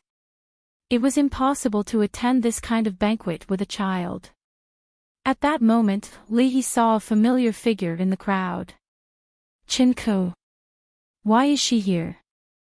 Li He and Chen Ke had never worked together in a movie before, but they should have met on a show. They had also played games together before, so Li He and Chen Ke were quite familiar with each other. Chen Ke. Hey, Brother Li, why are you here? Chen-ko was also very surprised to meet Lee He here. Lee He smiled bitterly and said, "I'm here to gain experience." Chen-ko also understood and said with a smile, "Same as me." Although they were famous in the country, they were not in the top tier. Therefore, he wanted to gain some experience abroad and add an international halo to his head. "By the way, what have you been busy with recently?" Lee He asked. "The company is running. I accepted a supporting role in a movie here," Chen-ko replied. "You're good. Which company are you from?" "Palm." "Damn, are you going to soar into the sky in one go?" PLM is a big company. Hollywood had very strong regional protection. Generally speaking, if it was not a joint venture film, it was very difficult for people of color to get the main roles. Most of the time, they were just minor characters. They just had to show their faces in the movie and then claim that they were the main creator of the movie. You're thinking too much. It's just a supporting role, and it's not a big production. Animal Supermarket only had an investment budget of $60 million. It was considered above average, but there was still a big gap between it and an A-level production or beyond A. Of course, she also felt that James had increased her screen time recently. "What's the name of the movie you're shooting?" "Animal Supermarket." "The director is over there," Chen-ko said, pointing at James who was not far away. "I don't remember this director." "He used to be Mr. Stevens' assistant director," Chen-ko said. Chen-ko said, "That's his name." Although this is his first time as an executive director, he has been with Mr. Steven for more than 10 years. He is almost Mr. Steven's personal director. "Do you want me to introduce him to you?" This kind of banquet was actually a large social gathering. It was also the main place to expand one's social network. Therefore, it was very normal to introduce one's friends to the other party. Sure. Lee He's interest was instantly piqued. Now, anyone who had anything to do with Steven would become valuable. Even a director like James. Lee He and Chen-ko were about to walk toward James. However, James suddenly said goodbye to the people around him and walked in another direction. "Hi, Chen." James walked up to Chen Zhao. "Is this your daughter?" "I'm here to get some food. I'm indeed not suitable for this kind of gathering. I don't even know anyone. If you don't come and greet me, I won't even know who to talk to. Do you want me to introduce some people to you?" James asked, smiling. He also knew that Chen Zhao was not in the industry and was not interested in these things. If not for Steven's invitation, Chen Zhao probably would not even come. "Let me hug you." James opened his arms. But Jerlyn turned her head away in disgust, her brows furrowed. "Ha! My daughter doesn't like you hugging her. You must have played with some actress. Even my daughter doesn't like you." "Fine. I'm so sad. I'm leaving." James left in anger. In the distance, Chen-ko and Lee He were both shocked. Fuck. Is hugging a child that useful at these kinds of gatherings? It's him. Chen-ko frowned at Chen Zhao. "What? Do you know him?" "My cousin." Chen-ko did not have a good impression of this cousin at all. "Your cousin?" Lee He was shocked. "He's actually your cousin. What's so strange about that?" "Your cousin knows director James." "Yes." "Your cousin is also in the entertainment industry." "No, he's a doctor." Lee He was somewhat shocked. A doctor actually knew director James. Just then, Brother Bao came again. "Lee He. Hey, Miss Chen, you're here too." Brother Bao looked at Chen-ko in surprise. "Brother Bao." Chen-ko nodded slightly. Brother Bao was a rather famous manager in the entertainment industry. He had managed many famous artists. Agents like Brother Bao, who had a wide network of contacts, were also relatively strong. Especially when facing a newly famous artist like Lee Hee. Chapter 804. Go. What are you waiting for? Brother Bao urged. But just then, Yafin and Lucy walked toward Qinzhao. Lee Hee and Brother Bao's expressions froze. Yafin and Lucy were true A-listers in Hollywood. Through Stephen's Angry Sea Detective, they were now well-known actresses. The two stars were chatting happily with Qinzhao. Can you really do whatever you want with a kid? Lee Hee murmured. Brother Bao's eyes flashed. He regretted it. If he knew this would happen, he wouldn't have let Lee Hee leave Qinzhao's side. That way, when Yafin and Lucy went over, Lee Hee could get to know them. Chen Ko looked at Qinzhao. She knew that Qinzhao knew Yafin. But it seemed that he was close to Lucy too. They seemed to be chatting and laughing. Their relationship wasn't normal. Brother Bao wanted Lee Hee to join in the fun. Just then, James walked over. Miss Chen. Mr. James, Chen Ko greeted. Hi, Mr. James, Lee Hee greeted too. Hi, young man. Are you an actor from China too? Yes, Mr. James.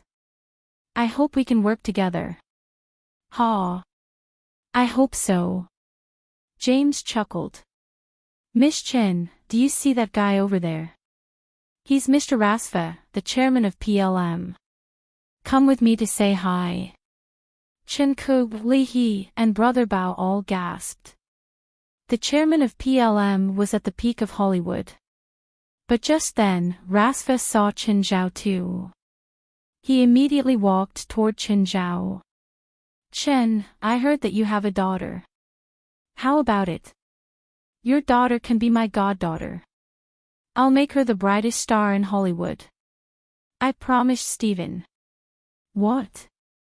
That asterisk shoal. Why did he not promise me? Who told you to say it now? Chen Ko, Lee Hee, and Brother Bao were all stunned. Mr. James, he knows Mr. Rasfa. Yes, they're good friends, James said. Your cousin was the one who helped me talk to Mr. Rasfa, James said. I became the executive director. Chen Ko gasped in astonishment. Lee Hee and Brother Bao were dumbfounded. What was going on? Wasn't that person here to freeload? How did he suddenly know a superstar and the chairman of PLM? Since your cousin is here, there's no need for me to introduce Mr. Rasfa to you. Go over yourself. I believe your cousin will introduce him to you. After James left, Bao and Lee Hee both looked at Qinzhao. No wonder he could get a role in Hollywood. It turned out that he had such a cousin as a backer. Miss Chen, why don't we go together? Brother Bao said. I don't have a good relationship with my cousin. We're all family. What's so bad about it? Brother Bao advised. But at this moment, Stephen walked in from outside. Everyone's eyes were on Stephen. He was the main character tonight. Even the male and female leads were not as dazzling as Stephen. It was a godly movie with a godly box office record. Now, there was a rumor going around in Hollywood. The 6 major companies were saying that as long as Stephen was willing to accept their employment, he could choose any script, budget, actors, and editing rights. The global box office was $3.5 billion. What kind of concept was that? Last year, the global box office of all Hollywood movies was $39.9 billion. This meant that Stephen's movie accounted for 9% of Hollywood's global box office. Last year, the total box office in North America was $11 billion. Sea Patrol's North American box office was $2 billion. This was close to 20% of the box office. Last year, the third largest box office in Japan had only been $2 billion. Hollywood was the most developed place in the movie industry. It was also the place where the box office was the most important. This box office was enough for Steven to stand above all directors. Moreover, the film had received unanimous approval from the critics. Even the most crafty filmmakers would find it hard to say no. It could be said that Sea Patrol was the perfect combination of art and commercial film. As for Steven himself, he knew very well that this deified movie didn't have much of a core or meaning to it. It could be said that everything was guessed. Chen Zhao had never admitted it, but Steven understood. Chen Zhao was the one who had helped him the most. He was even the one who had pushed him to the peak of his career. Steven searched for Chen Zhao in the crowd. When he saw Chen Zhao and Rasfa, he gave them the middle finger. Chen Zhao and Rasfa did not stand on ceremony either. They both gave him the middle finger. However, Steven could not go over and greet Chen Zhao right now. He had to go to the front desk and say a few words. Along the way, acquaintances kept coming over to congratulate Steven or try to get close to him. Your cousin knows Steven. Brother Bao's face was full of shock. Steven did not hide his action at all. Many people in the banquet hall saw it. They're good friends. Chen Ku was also a bit jealous. Brother Bao and Li He gasped. Right now, Brother Bao and Li He were both a bit regretful. Only now did Li He realize that Steven was here to eat and drink. But he knew the host of the banquet. Ding, ding. Steven tapped his spoon against the side of the goblet. Ladies and gentlemen, please be quiet. I'm very happy that everyone came to my movie celebration banquet. Of course, I also have to thank Rasfa for sponsoring this banquet. Steven joked with Rasfa first. The guests all laughed along. What a joke. Steven had earned $2 billion for PLM with less than $50 million. He had even pulled up PLM's stock price. His ability to create profits had probably surpassed all the directors in the world. This year, PLM's income, box office revenue, and stock price were probably higher than the other companies in the Big Six. Rasfa would probably be happy to host 100 banquets, let alone one banquet. Other than thanking Rasfa for giving me money to make the movie, I also have to thank another good friend for helping me. Chen, thank you for your support. Chen Ku, Li He, and Brother Bao were all shocked. Steven was thanking a friend so solemnly at a celebration banquet like this. And this person was Chen Zhao, who did not seem to have any presence at the banquet. Of course, he's also my goddaughter's father, Steven said, smiling. Chen, can you bring my goddaughter here? I object, Rasfa said loudly. Chen, we met first, Rasfa said loudly. Your daughter should be my goddaughter, not this old bastard's.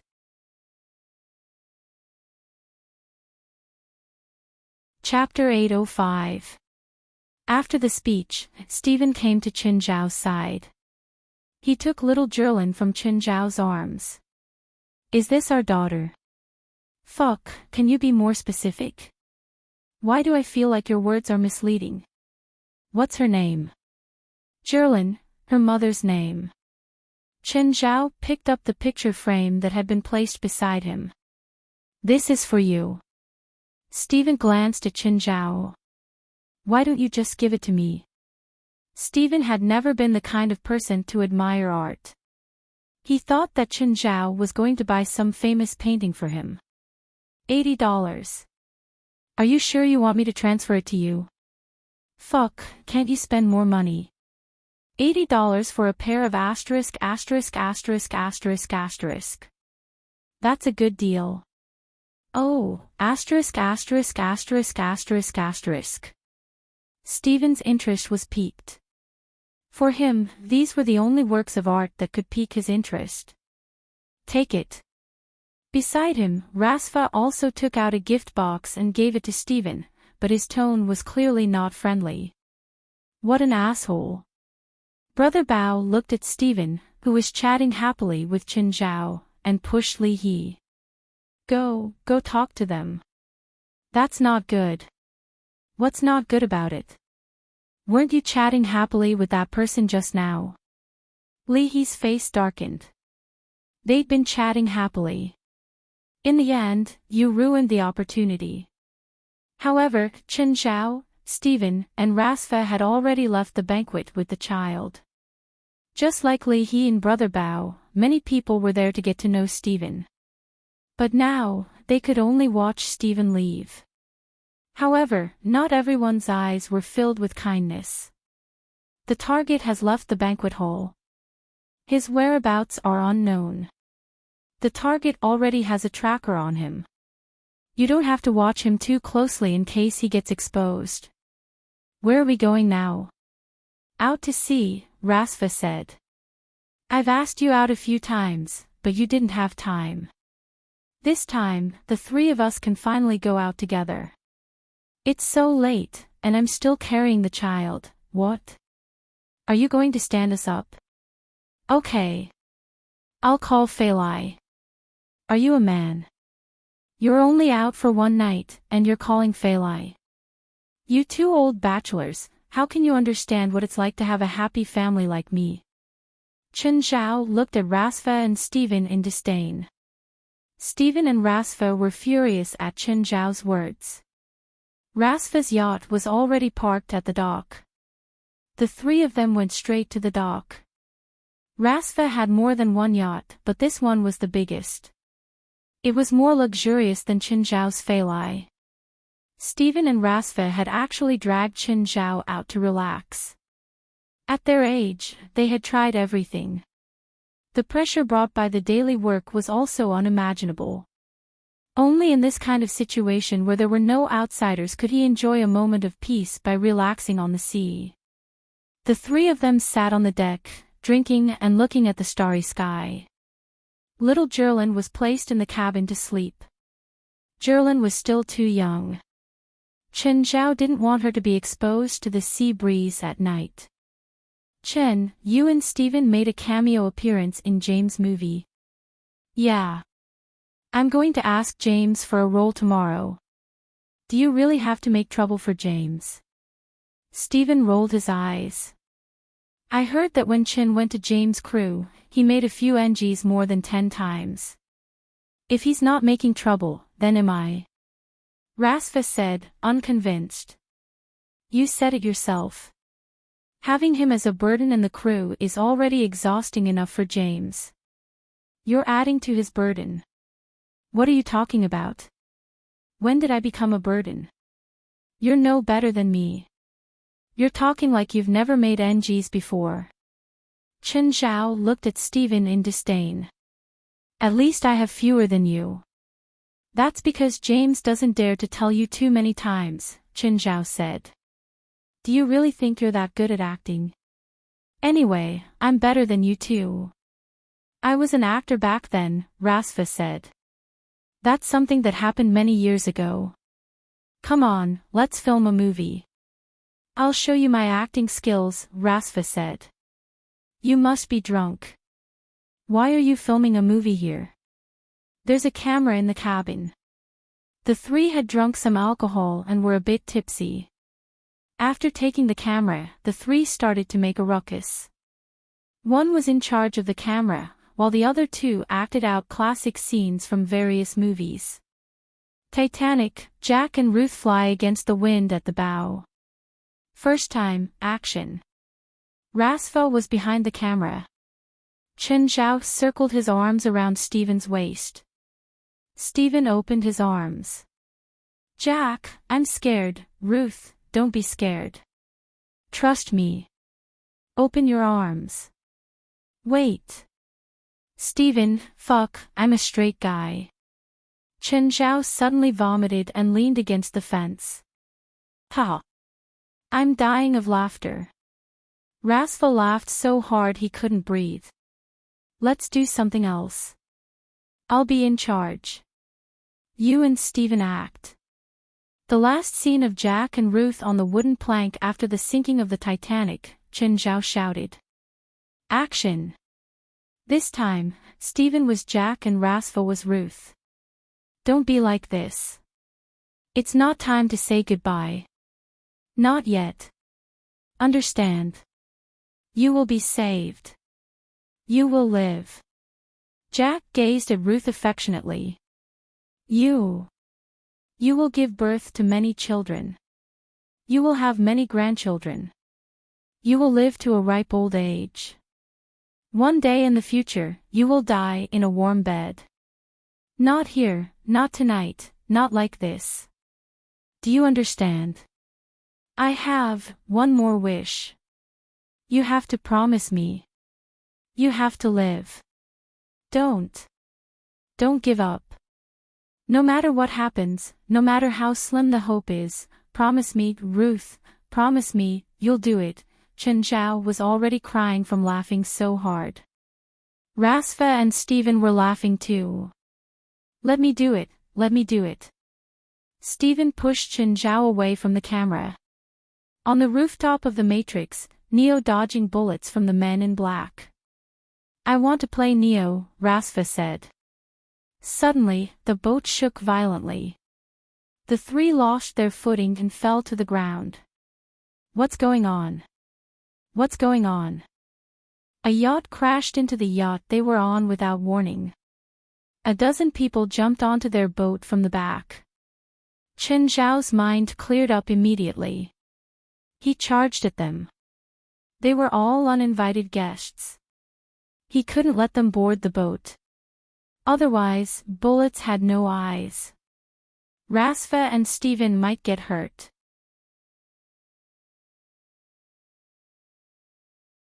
Chapter 806. Bang! Chen Zhao lowered his head. The bullet hit the wall above his head. Chen Zhao raised his hand and threw the person in front of him onto the boat, knocking the shooter over. Bang! There was another gunshot. Chen Zhao shrunk his neck in fright. However, the criminal in front of Chen Zhao had fallen. Chen Zhao looked back. It was Rasfa with a gun. Fuck, watch carefully. Don't hit me. Don't worry. My shooting skills are fine. Be careful. Rasfa suddenly raised his gun and pointed at a person standing on the deck. Bang, bang. He stumbled again and fell in front of Chen Zhao. Did you see that? Did you see that? The kidnappers weren't careless at all. They started shooting in Rasfa's direction. Rasfa covered his head and scurried away in fear. Chen Zhao punched the person with the machine gun. Stephen wasn't afraid at all. He was still filming with the camera. While filming Chen Zhao, he would occasionally give Rasfa a few shots. Amazing, amazing. Chen, kill them. Stephen held the camera as if he were really on set. This was probably the first time they'd seen Chen Zhao's terrifying side. Just like that, the bandits were defeated by Chen Zhao effortlessly. Actually, there were only about 20 of them. When their boat had approached, Chen Zhao had dashed forward and pushed 8 or 9 of them into the sea. Then, the remaining people had to face Chen Zhao's crazy attacks. On the other hand, they had to face Rasfa's sneak attack.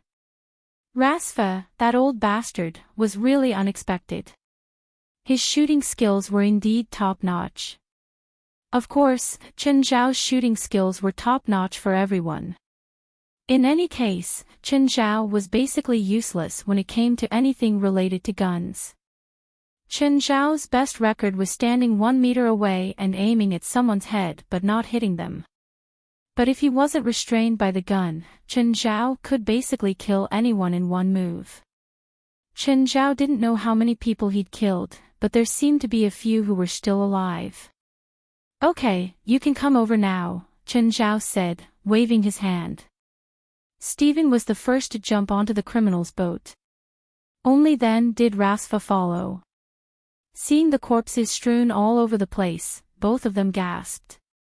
When they looked at Chen Zhao, their eyes were filled with shock. What are you doing? Watching me kill people and then being scared silly. Then tell me that I don't want to be friends with a homicidal maniac like you anymore, right? Chen, did you hit your head? Isn't that normal? Have you ever had normal friends? Chen Zhao saw that Steven was still holding the camera. Did you record everything? I got them all. Will this film be exposed? I do have plans to expose them. Don't expose my face. Why? Troublesome. All right. Steven shrugged. By the way, do the three of us want to make a movie with this theme? Suit yourselves.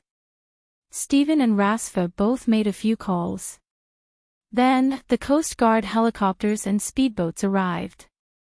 They had heard that when director Steven was attacked on the sea, he had been shocked. Hundreds of police officers rushed to the scene, but when they arrived, they were shocked again.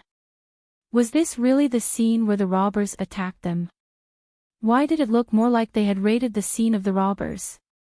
After interrogating the surviving robbers, there were 25 of them in total.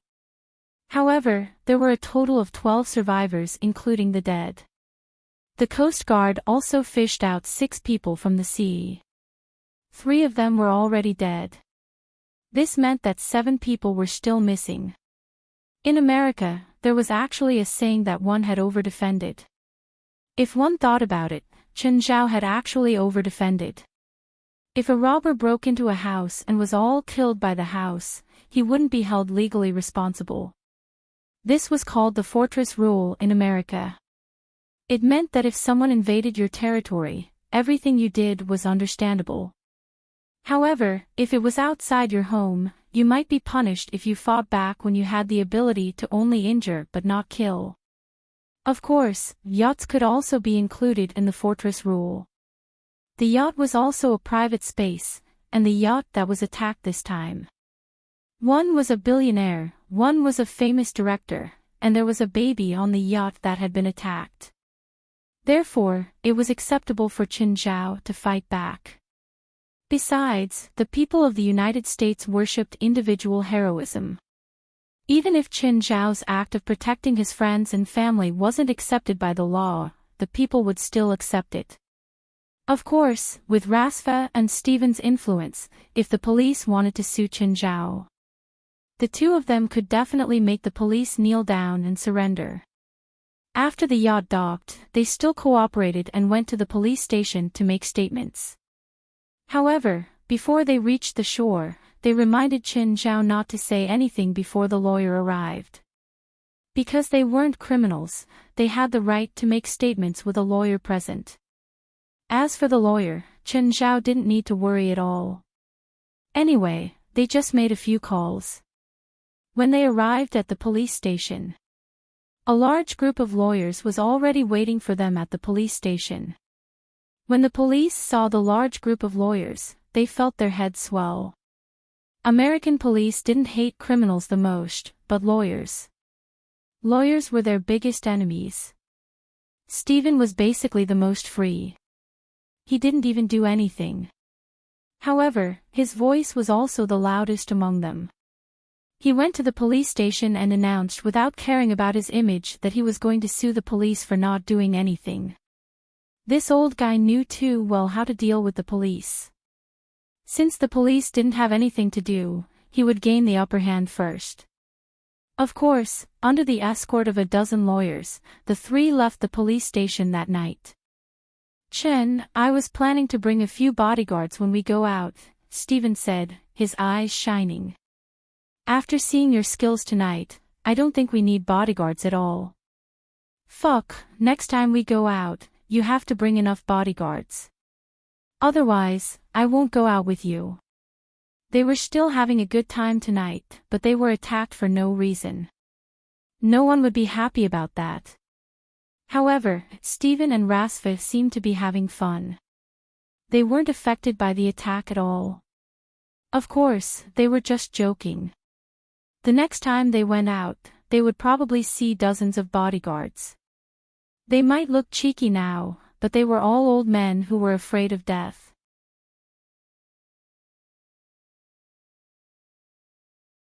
Chapter 807. Abidos, your father summoned me to hell last time, but I went somewhere else, Chen Zhao said to Abidos. Why did your father summon me to hell last time?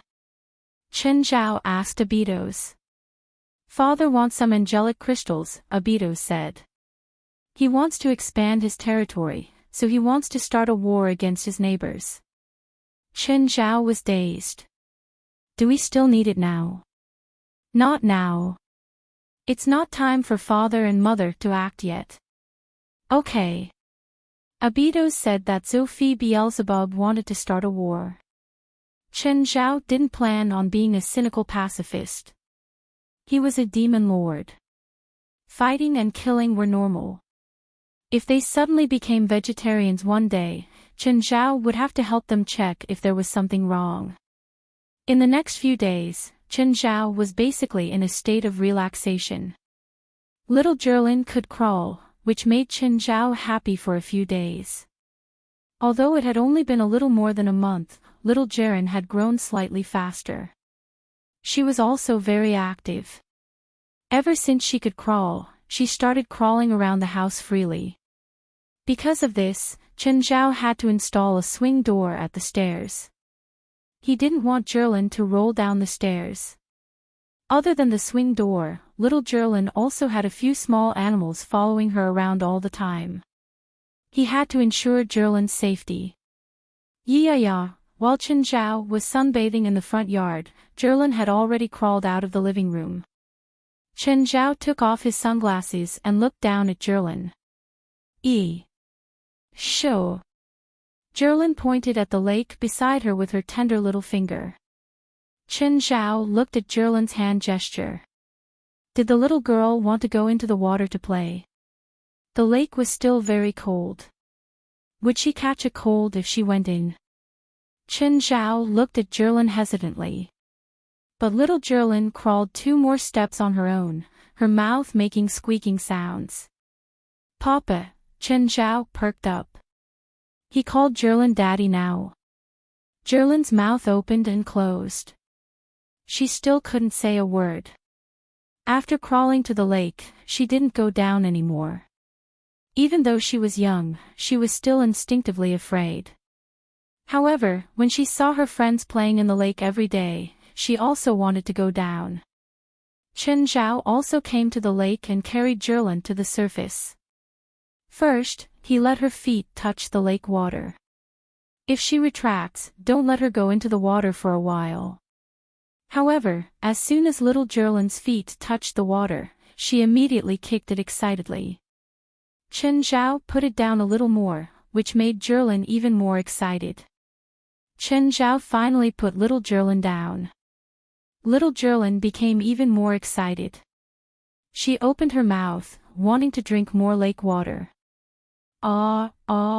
Chen Zhao also went into the water, but he was still holding on to Jerlin. Little Jerlin's short legs and arms began to row. Chen Zhao tentatively let go.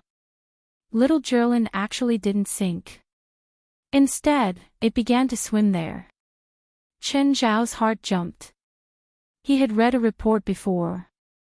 It was said that babies could swim when they were born. However, as he grew older, he would slowly forget about it.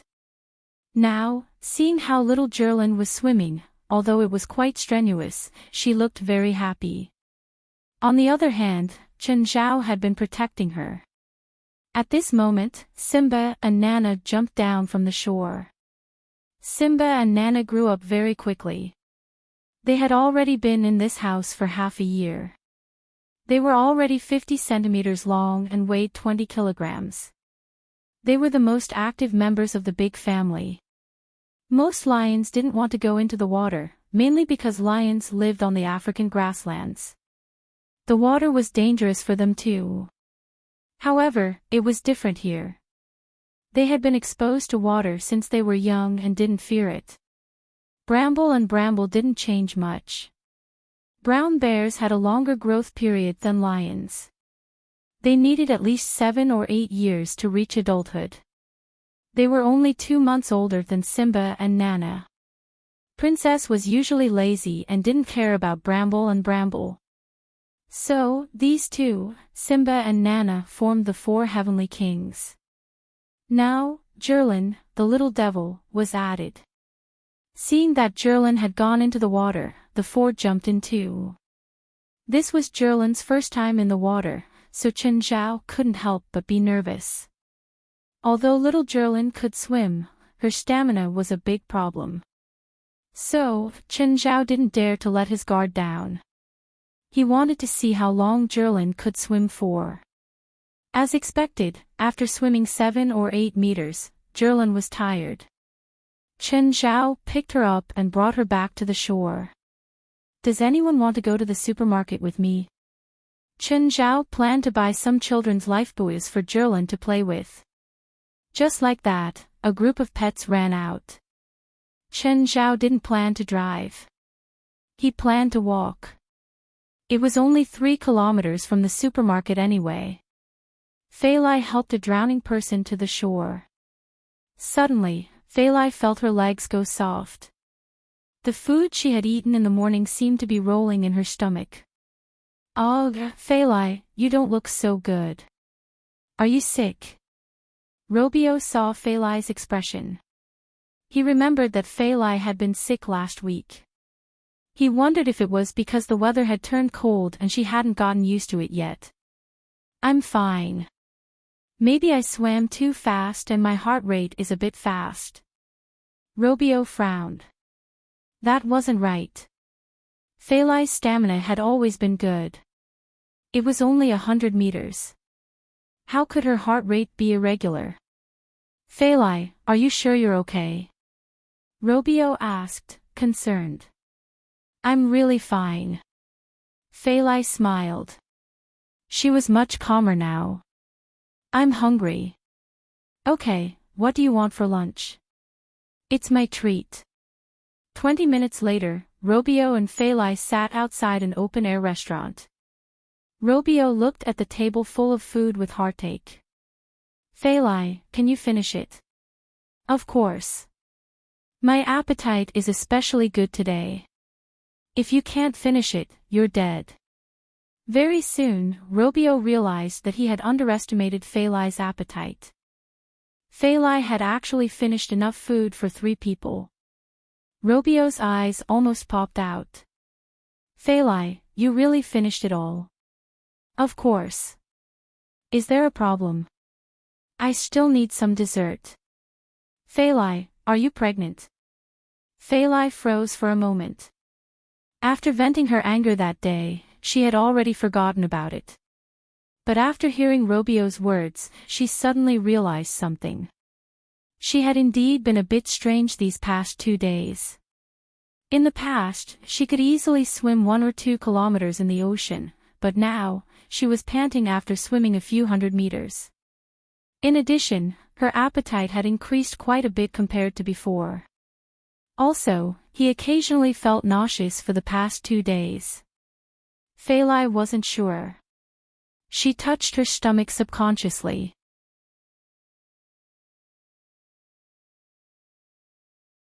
Chapter 808.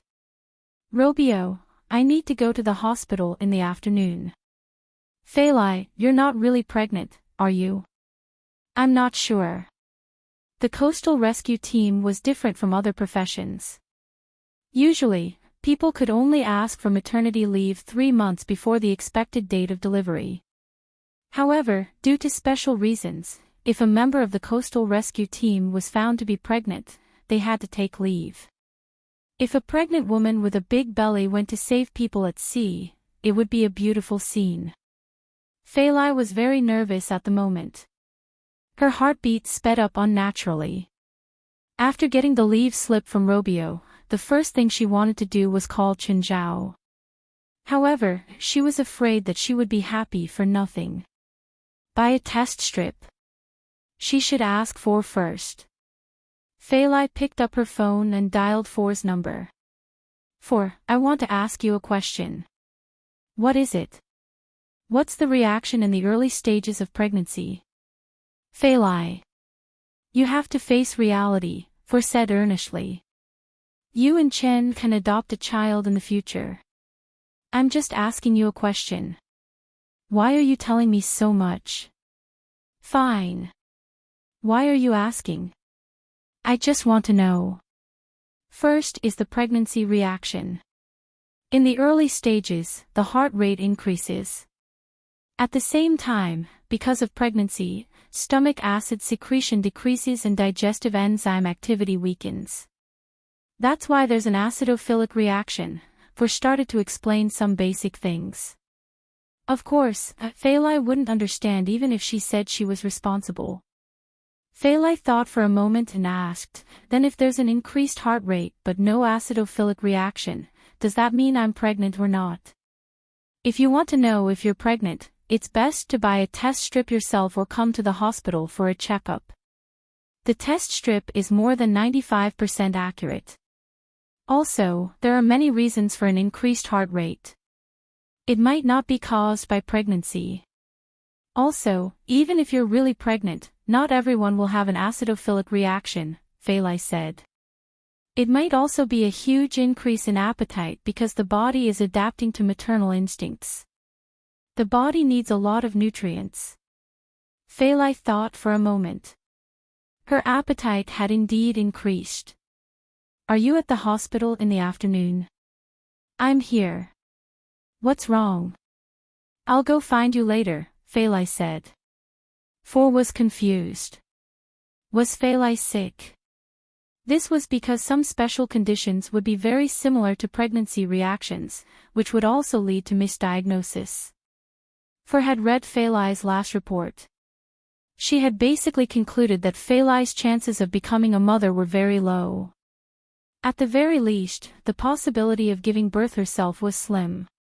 However, she did not dare to say it too clearly. She was worried that Phalai couldn't accept the reality. He felt a little resentful towards Chen Zhao. He didn't want to help Phalai. Phalai came to Chantilly Hospital with nervous and complicated feelings. When Four received Phalai's call again, his expression froze. She didn't know how to face Phalai. What if Phalai got a result that disappointed her or even made her despair? Phalai, do you really want a pregnancy test?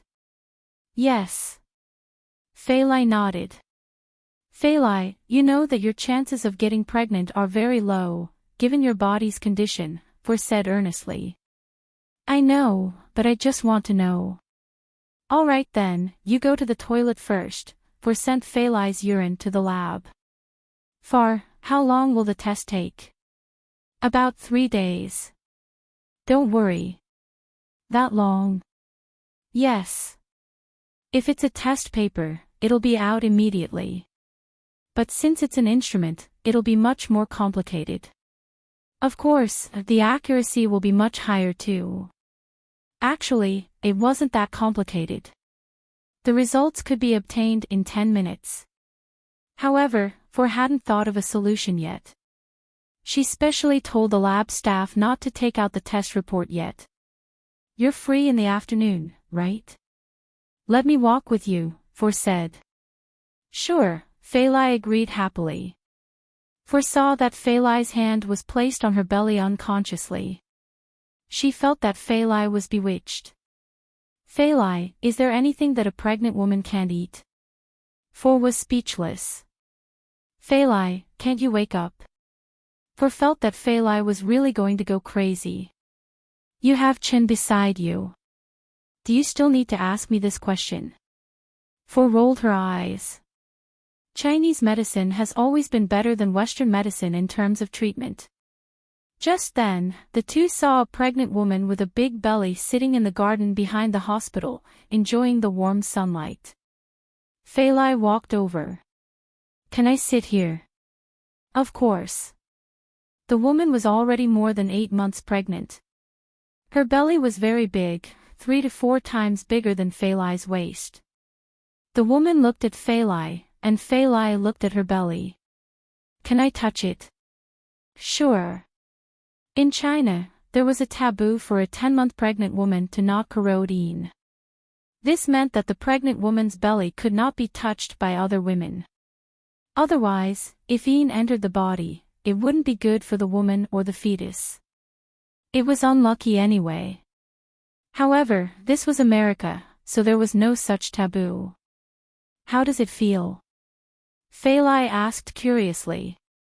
Very tired, but I'm looking forward to it, the woman said, smiling. I have to come for a checkup almost every month. The woman looked at Feilai. Your smell seems to be the same as mine. Do you have a child too? Can you tell? Feilai asked, confused. The woman pointed at her nose. A pregnant woman's nose is 10 times stronger than a normal person's. I don't know. I'm here for a checkup today. Feilai suddenly felt the pregnant woman's belly move, as if a small foot was kicking her hand. Is it very strong? The woman's face was filled with a happy smile. Feilai nodded. Yes, very magical. Feilai also had an unprecedented desire for children. She wanted to be pregnant like this woman and enjoy the process of being pregnant for 10 months. Perhaps for other women, it was a process of getting pregnant. However, Feilai was filled with anticipation and yearning. It was as if this could make her feel like a complete woman. A man like Qin Zhao could not understand such thoughts. Helpless, For spent the entire afternoon with Feilai and only sent her off in the evening. She returned to her office, planning to pack up and get off work. Just then, the doctor from the laboratory knocked on the door. Far, this is the test report of the urine you sent over today. Okay, thank you. Is this your report? No.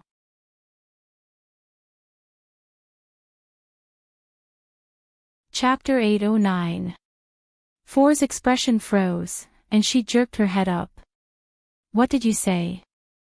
The doctor in the lab looked at For as if he had seen a ghost. Could it really be your urine?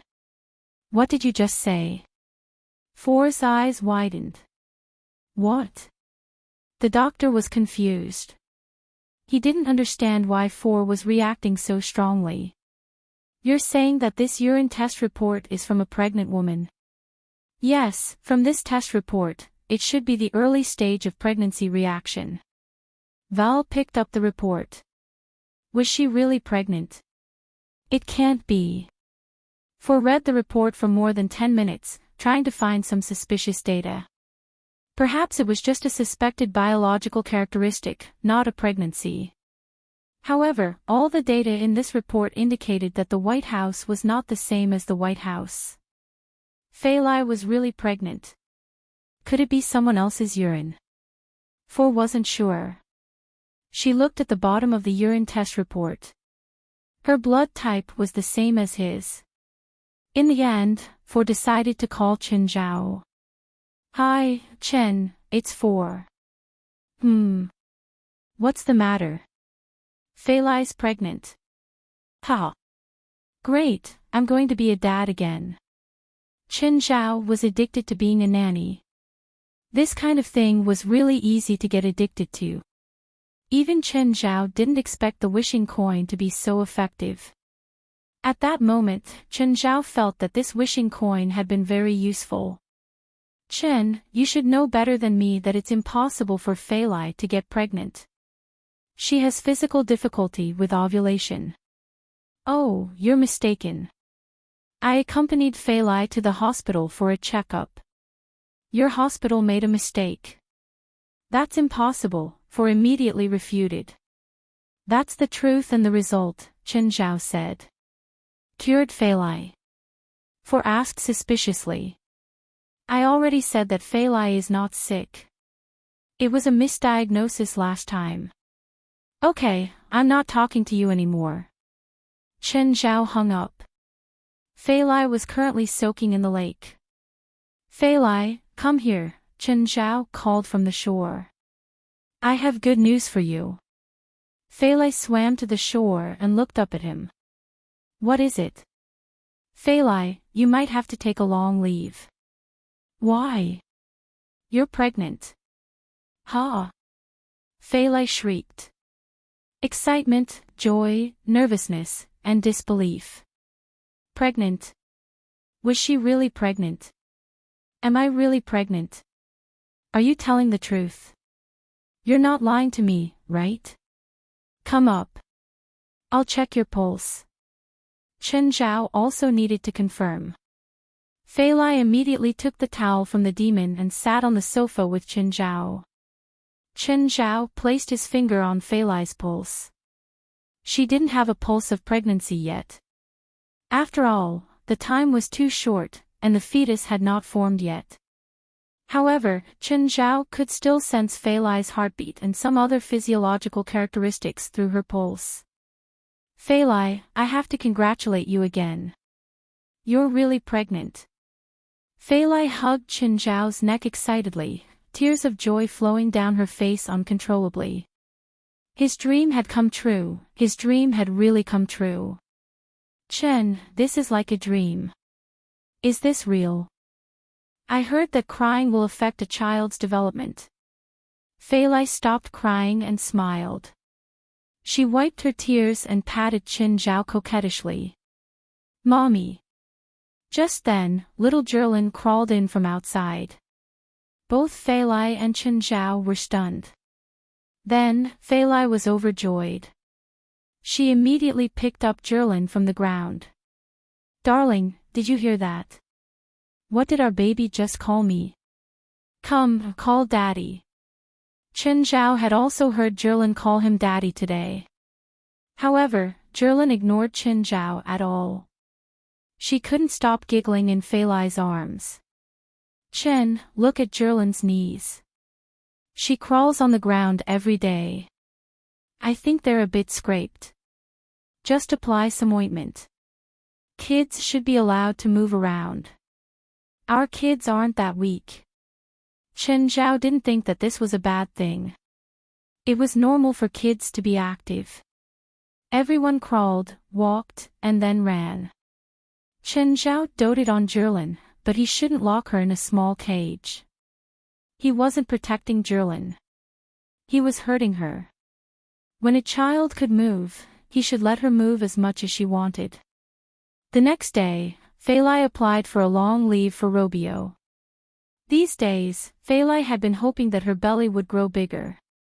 Chen Zhao was also very happy about Fei Lai's pregnancy. But very soon, Chen Zhao realized a problem. Fei Lai had already started to protect her unborn belly in all aspects. First, she stopped drinking. Usually, Chen Zhao and Fei Lai would drink beer when they were free. But from that day onwards, she completely stopped drinking. Not only did she stop drinking for herself, she also forbade Chen Zhao from drinking at home. She said that if she saw Chen Zhao drink, she would want to drink too. She went to bed on time every day and woke up on time too. Chen Zhao gave her a recipe. Not only did Fei Lai eat by herself, but she also wanted Chen Zhao to eat with her. Chen Zhao really wanted to slap himself. He couldn't help it. Fei Lai was pregnant. Pregnant women were the biggest. Bored, Ma'am scrolled through the video website. He saw the title of a video on the homepage, The Great Director's Dream of Being an Actor. Ma'am clicked on the video and saw Steven in it. Steven was acting with an Asian guy in a famous scene from the movie Titanic. Ma'am almost choked. Was this really director Steven? Yes, it was Steven. But who was this Asian guy? He couldn't see his face clearly. Just as the two were about to kiss, the Asian guy suddenly vomited. No. I'm straight. I can't act anymore. Ma'am slapped his thigh in laughter. I'm dying of laughter. It's my turn. I'll be the director. You two act. Then Steven and another old man whose name was unknown started acting out the scene of Jack and Ruth's departure after the ship sank. Someone recognized that the other old man was the CEO of PLM. From the surroundings, they could tell that they were on a yacht. After the show, they asked Steven to direct it. The Asian guy and Rasva switched to another scene. But just then, the yacht shook. Then, the camera turned and saw another yacht colliding with theirs. A group of people in black jumped onto their boat. Then, the Asian guy charged over. Fuck, that was a joke. This is the real show, right? Is this a movie or real?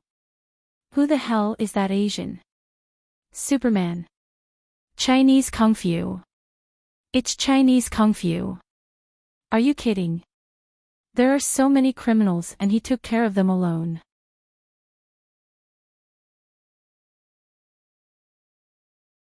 Chapter 8:10.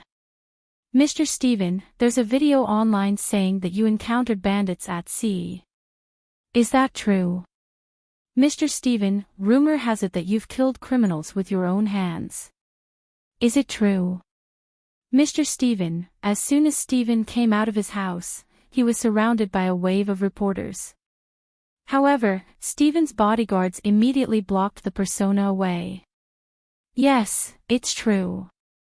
Steven replied, as you can see, a lot of details have been cut out. In fact, there are still a lot of inside stories. Mr. Steven, can you tell me more about the inside story? I plan to film this incident into a movie.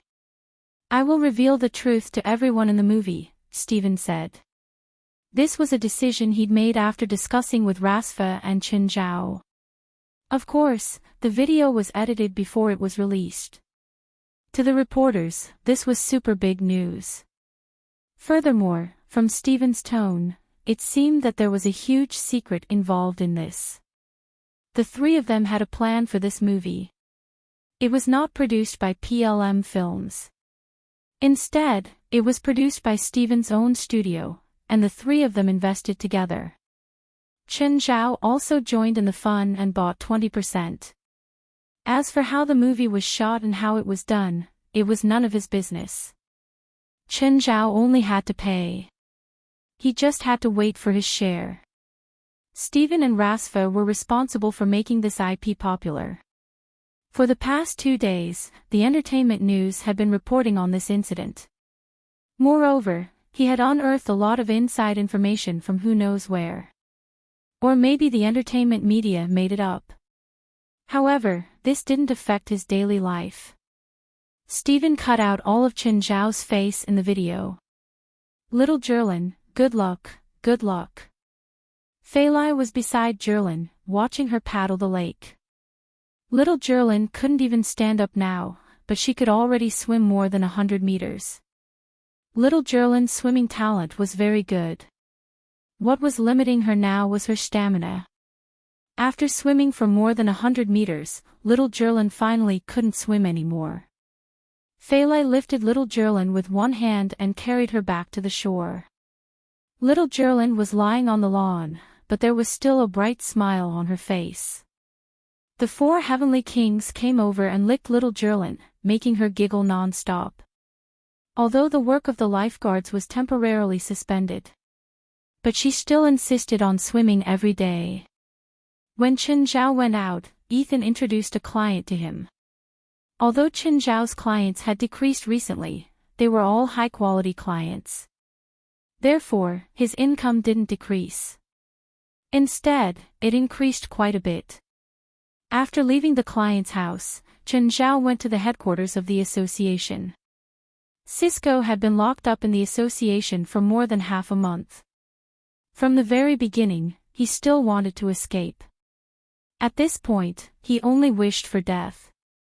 Over the past half a month, he had suffered far too much terrifying torture. And every time, Chen Zhao would save him. Then, he would receive the next round of destruction and torture. This group of people were like demons. They used all kinds of unimaginable torture to destroy him. Recently, the association had been relatively peaceful. Basically, nothing major had happened. In a rented house in an abandoned block, there were more than a dozen burly men surrounding it. The man in the middle was angrily smashing everything he could. Trash. Trash. You're all trash. The man's face was ferocious. Look at who you found. Not only did you not kill that old bastard Steven, but you even made this a hot topic for a movie. I want you to kill him, not create a movie for him. Sir, we didn't expect his bodyguard to be so strong. Although the first batch of people were small fries, Stephen's bodyguard was able to take care of those small fries by himself. This is enough to prove his strength. Before this, you didn't tell us that Stephen had such a strong bodyguard around him. Excuses, all excuses. The man still couldn't calm his anger. Tell me, what's your next step? It's not the time to attack.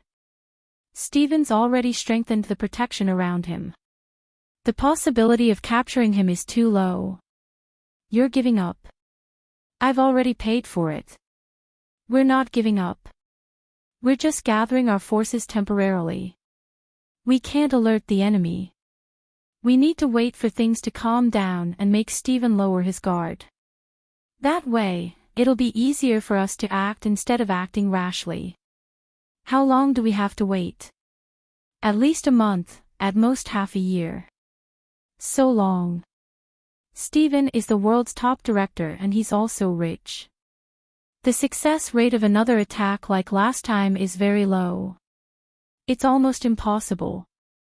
At most 3 months. I want results within 3 months, or you know the consequences. No one can lie to me, and no one can take my money without doing anything. The expressions of the people present were somewhat unnatural.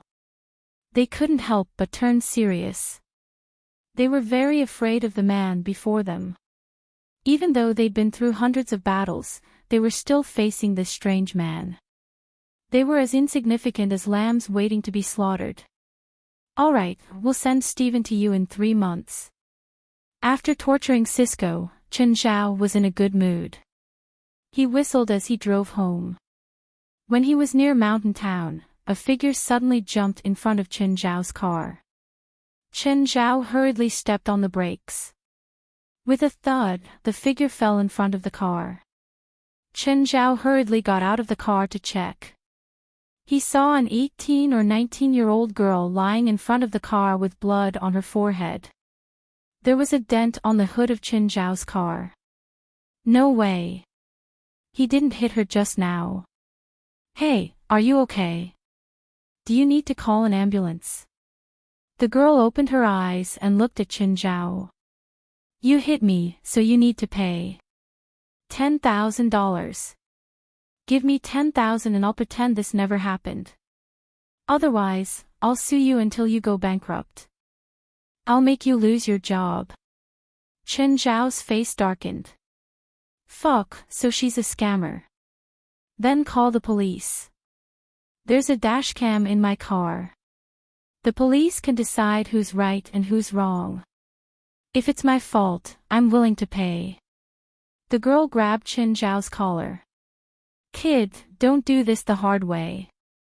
I'll take a step back. If you don't give me $5,000, I'll make you pay for it. Chen Zhao frowned. Don't even think about it, Chen Zhao said indifferently. I'll take another step back. 3,000. I can't go any lower. Look at my forehead and body. I'm injured, but you can't ignore such serious injuries.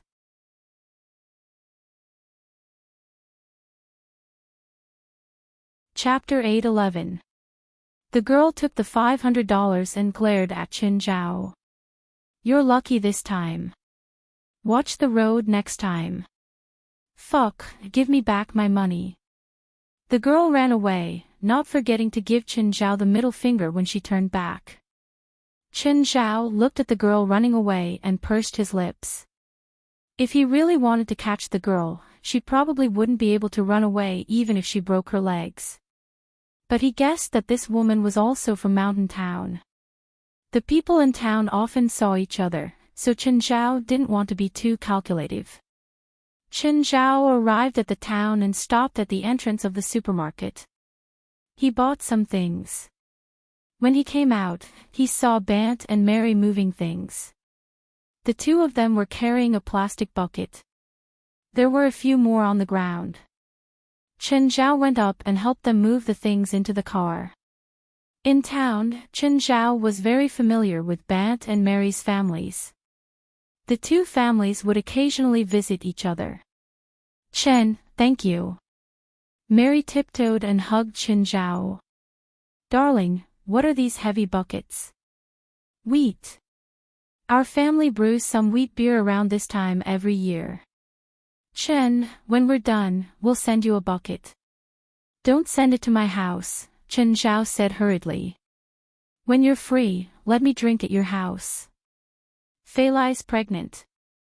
Not only does she not drink, she doesn't even allow me to drink at home. Really? Fei Lai's pregnant. Why didn't you tell me earlier? It's a good thing. Bant and Mary were both happy for Chen Zhao and Fei Lai. Oh, where's Ken? I don't think I've seen him recently. I don't know what he's doing outside, but he hasn't asked us for money recently, Bant said. Chen, I made some baby baskets and cribs. I'll send them over later. Bant and Mary both knew that Chen Zhao had a daughter. They weren't rich themselves, so they couldn't give anything valuable. So he was thinking of giving Jerlin something practical. Sure, thank you. Most of the wooden furniture in Chen Zhao's house was made by Bant's workshop. The quality was excellent. Therefore, Chen Zhao would ask Bant to do all the carpentry work. Mary was a very diligent woman.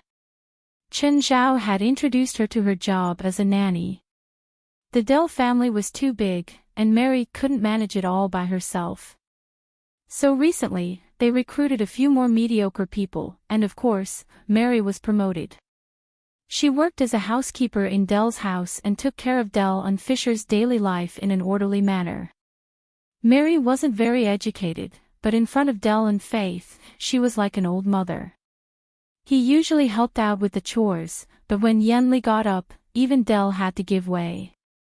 Dell also paid Mary quite well, so Bant and Mary's family's income increased as well. The three of them were not in a hurry to go home. Instead, they sat in the open-air bar outside the supermarket, drinking and chatting. Just then, Chen Zhao saw the girl who had tried to blackmail his car walk across the street. Who is that girl? It looks strange. Lynn Beavers disappeared for a year after graduating from high school. She only came back recently. Her parents even called the police, Bant said. Why are you suddenly interested in her? I've seen many pretty girls in town flirt with you, but you don't pay them any attention. We met earlier, Chen Zhao said indifferently. It's time to go back. Drive slowly, Mary reminded him carefully. Chen Zhao hugged Mary and then Bant. Goodbye. When Chen Zhao got home, he saw Fei Lai doing yoga. Princess was lying on the grass beside her. Little Jerlin nestled under the princess's belly and fell asleep like a kitten. What she liked the most was to nestle in the princess's arms, soft and warm. Fei Lai's belly was already slightly bulging. Usually, pregnant women's bellies would bulge in the first month. But Fei Lai was faster. As soon as Chen Zhao went up, Fei Lai stopped her yoga. Chen, did you drink outside? Damn, no way. He only drank a bottle of beer. How could he smell it? Air. I met Bant and Mary in town, so I drank. Go shower, now, immediately. Fine, you're the boss. Whatever you say. Just then, a car stopped at the front door. Chen Zhao walked up and a middle-aged couple got out. They seemed to be from town, but Chen Zhao had probably not met them before. Hi, how can I help you?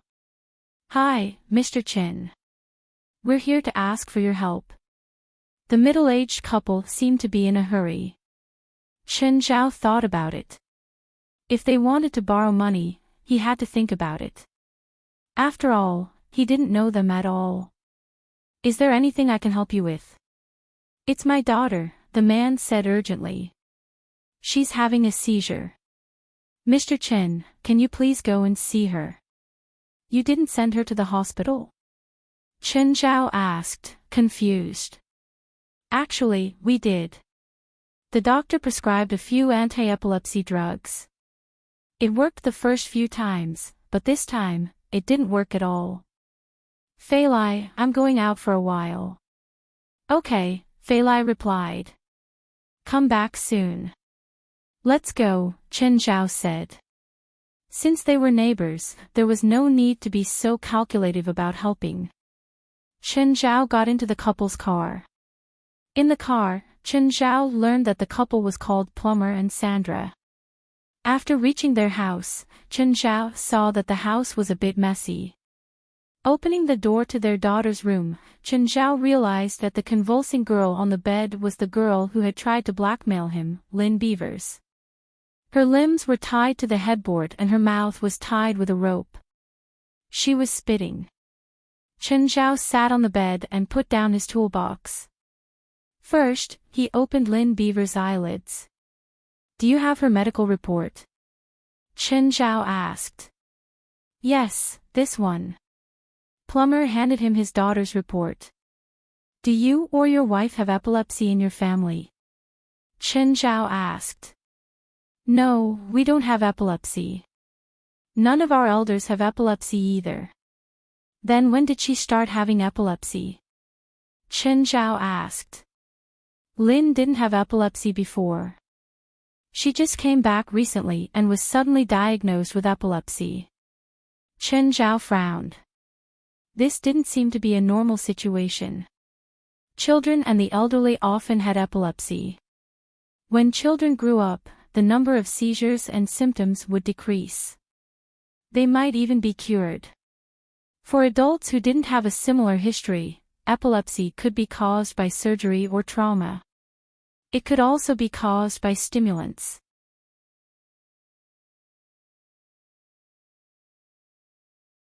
Chapter 8:12. Is she allergic to medicine? Chen Zhao asked. No, Plumber said. Chen Zhao took out a small amount of tranquilizer. He didn't dare to use too much. After all, it was his first time dealing with a patient. Suddenly, Chen Zhao saw a surgical suture mark on the back of Lin's head. Did she have surgery recently? I don't know. Plumber and Sandra were confused. She went out for a year. We don't know what she went through in the past year. After she came back, she didn't tell us where she went. Ah. Suddenly, Lin An bounced up, and the rope that was originally tied to her hands broke. Chen Zhao quickly pressed Lin back onto the bed. He looked back at Plumber and Sandra. She's really strong. Both of them looked troubled. They smiled awkwardly. The pathogenesis of epilepsy was very complicated. Most of it was caused by abnormal firing of neurons. Some patients with epilepsy were ineffective to medicine and conventional treatment, such as Lin. Even anti-epilepsy drugs couldn't make her go back to normal. Chen Zhao said, there's a vagus nerve stimulator. It's implanted in the patient's body and connected to the vagus nerve with a metal wire. It stimulates the vagus nerve by changing the frequency and intensity of the discharge to stop epilepsy. It's quite effective. Okay. Thank you, Mr. Chen. Mr. Chen, here's $500. Thank you for treating Lin. No need. Goodbye. Chen Zhao rejected the fee. Chen Zhao glanced at Plumber and Sandra's family background. They didn't seem to be very well off either. As for the vagus nerve stimulator that Chen Zhao mentioned, they probably couldn't afford it. The vagus nerve stimulator alone cost at least $20,000. Adding the surgery, treatment, and hospitalization costs, the total would be at least $30,000. After Chen Zhao walked out of the door, he suddenly felt a pair of eyes looking in his direction. Chen Zhao raised his head and looked into the distance. It was a man in casual clothes and a hood. The man had a lollipop in his mouth. Sensing Chen Zhao's gaze, the man turned his head. Chen Zhao picked up his phone and called Leonardo. Leonardo, I think there's a suspicious person in Mountain Town. Come and help me investigate him. Okay, no problem. I happen to be in town. Soon, Chen Zhao saw Leonardo's police car stop before the man. The man suddenly turned and ran. Leonardo chased after him, but he returned after a short while. It seemed that he had lost him. Chen Zhao walked to Leonardo's police car. How is it? You didn't catch him. Leonardo was so tired that he was panting. I couldn't catch him. He ran too fast. I just came out of that house and found him, Chen Zhao said. Keep an eye on him. I think he's up to no good. Hey, it's this family. Yes, why? Do you know this family? I came to this house last year. At the time, their daughter had been missing for a month. I came to give their statement. Missing for a month before reporting to the police. They didn't call the police. It was her friend. Chen Zhao glanced at the couple's house. Their daughter had been missing for a month and they hadn't called the police. Even if the Americans were more lax with their adult children, it shouldn't be this lenient, right? Do you know that their daughter is back? Oh. She's back. Chen Zhao felt that something was off, but he couldn't put his finger on it. Anyway, it wasn't his problem, so Chen Zhao couldn't be bothered to ask. The two chatted in the police car. They would usually get together to drink once a month. Chen, when are you coming out to drink again? Probably not now. Fei Lai's pregnant and she doesn't let me drink. Okay, I'll mourn for you for 3 seconds. Shouldn't you say that it's fine as long as Fei Lai doesn't find out? Next time, it's my treat. With your and David's alcohol tolerance, I think it's good to have one less person. We're done. Leonardo sent Chen Zhao home. However, he was still on duty, so he didn't stay. Fei Lai was still doing yoga at the door. Chen, there's a package for you. Was that Leonardo? Why didn't you ask him to come in? He's still working. Chen Zhao saw a sealed box in the living room. Chen Zhao opened the box and found another wooden box inside. He opened the wooden box and found a letter inside, as well as a pillar-shaped metal object. Chen Zhao looked at the envelope and took out the letter. It was Vanity's letter. Mr. Chen, I found this in a relic. It's a very valuable antique. I'll give it to you as a souvenir, your friend, Vanity. A strange letter and a strange gift. He didn't seem to be that close with Vanity, right? She'd found a valuable antique and even mailed it to him. Chen Zhao picked up the metal object. It was very intricately made. It had 2 layers. The outer layer was engraved with many pictures and some holes. There was a handle that could be turned to turn the inner metal wall. It looked like a hand-operated rotating kaleidoscope. Chen Zhao tried to turn the handle, but it was stuck. It wouldn't budge. TCH. What's this? It's broken. Chen Zhao casually tossed the metal object onto the table. You might as well give me some jewelry. Chen Zhao shook his head in disappointment. Yeah. Zherlin crawled to Chen Zhao's feet. Want, Zherlin reached out, as if she wanted to grab the metal object on the table. Every time Zherlin saw something she wanted to bite, she would open her mouth and make babbling sounds. At first, Chen Zhao thought that Zherlin was calling him. Now, he realized that he'd been overthinking. Chen Zhao picked up the metal object and placed it before Zherlin. Can you carry it? The metal object wasn't heavy for adults, but Zherlin had small arms and legs. Chen Zhao was really worried that she'd smash him. Zherlin picked up the metal object with both hands and put it in her mouth to bite. Just then, the top of the metal object cracked and loosened. Chen Zhao was stunned. The top of this thing could be opened. A dry, old scroll fell out of it. Chen Zhao picked it up and read. There was nothing on it. What's Vanity doing? Is she playing guessing games with me?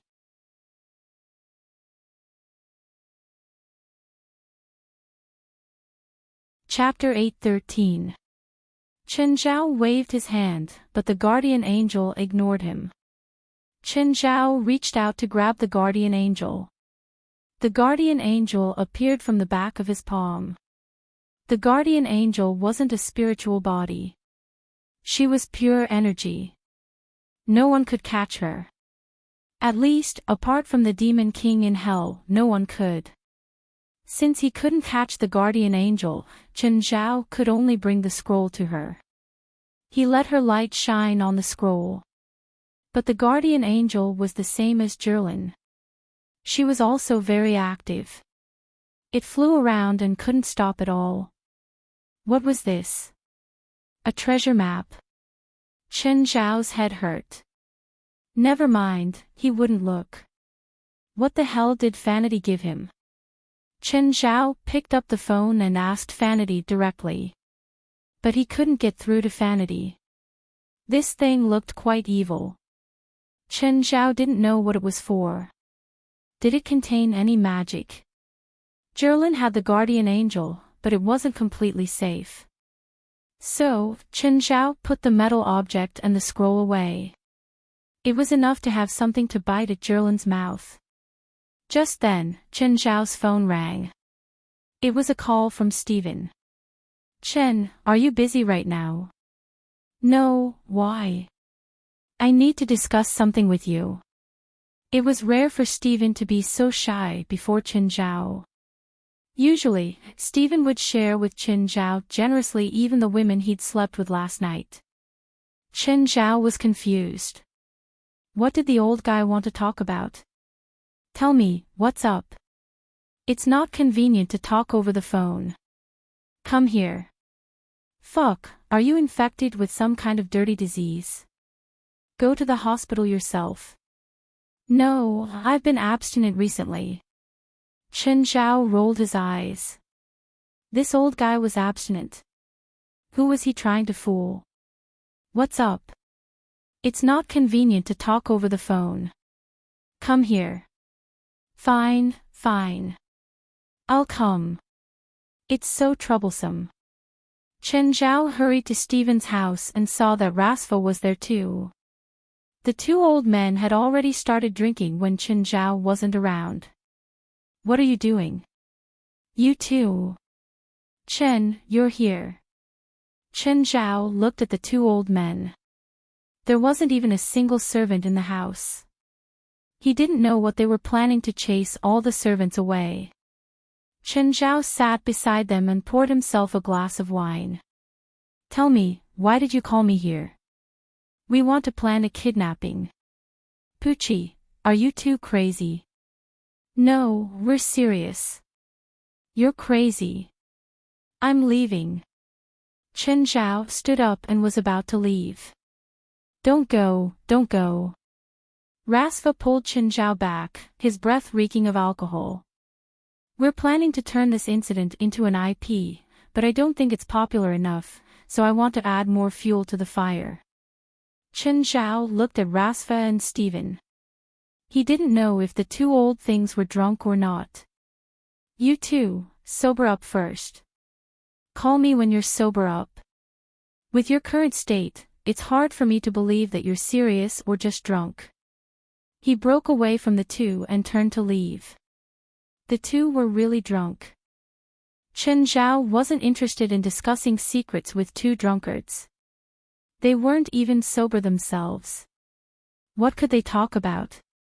At night, after dinner, the two sat by the lake and enjoyed the autumn scenery. It was still early autumn, but the leaves on the surrounding trees had already turned deep yellow. A circle of fallen leaves had accumulated at the edge of Mirror Lake. It was completely golden, just like the lake's border. Jerlin had been in Feilai's arms, enjoying the quiet time. But she lost her patience after a while. With a splash, she dove into the water. The little guy was much more agile in the water than on land. Chen, do you think Jerlin was a fish in her past life? Last year, when I came to Mirror Lake for the first time, Walter even bit a big catfish to death. I suspected it was Jerlin. But her mother was there too. Do you miss her? Missing her is one thing, but it's not love. I just feel that Jerlin lost her mother at such a young age. It's really pitiful. No matter what, Jerlin and Chen Zhao had a relationship before. Chen Zhao would still think of Jerlin occasionally. Of course, Chen Zhao wouldn't admit it. I'm her mother, Fei Lai said. I'll take Jerlin's place and love her with the purest motherly love. Chen Zhao patted Fei Lai's hair. Shoulder to shoulder, they sat by the lake. Watching Jerlin play on the water, Walter stayed in the water the whole time. Usually, Jerlin wouldn't go into the water unless Chen Zhao and Fei Lai were beside her. Otherwise, Walter would definitely go in. Walter might not be the smartest pet in Chen Zhao's house, but he was the most considerate. He would protect every member of the family at all times. Children swimming is good for their health. That was why Chen Zhao never stopped Jerlin from playing in the water with others. Mirror Lake was also very safe. There were no undercurrents or whirlpools. Chen Zhao could let her play freely without worry. Chen, do you think our child will be a boy or a girl? I don't know. Do you want it to be a boy or a girl? Either. Don't you care about our child? Chen Zhao was about to cry. He answered seriously. Chen Zhao didn't care about gender. Plus, he didn't know whether Fei Lai was pregnant with a boy or a girl. How was he supposed to answer? I hope it's a boy and a girl. Chen Zhao finally thought of an answer. This answer shouldn't be wrong, right? Two at once. Do you want me to die of pain? Then one is enough, Chen Zhao said with a bitter smile. No, two at once, Fei Lai said. Chen Zhao sighed. A woman's heart was indeed unfathomable. Especially a pregnant woman, you should never guess what she was thinking in her heart. Because it was impossible to guess. Just then, a motorcade suddenly appeared outside. Chen Zhao and Fei Lai turned around and saw Yura get out of the car. She screamed and rushed to Mirror Lake. Brother, sister Fei Lai, I'm here. Mom's behind me. Yura's face was full of joy. When she saw Jerlin in the lake, she exclaimed in surprise, Wow! Brother, is that your daughter? Hearing that his mother was here too, Chen Zhao couldn't help but stand up. Mom! Yura's mother had already walked over, although her expression was calm. Her expression was calm, but there was a hint of excitement in her eyes. 2 days ago, she'd heard that Chen Zhao had a daughter. She'd wanted to come that day, but she was a bit scared. After all, Chen Zhao wasn't that close to her.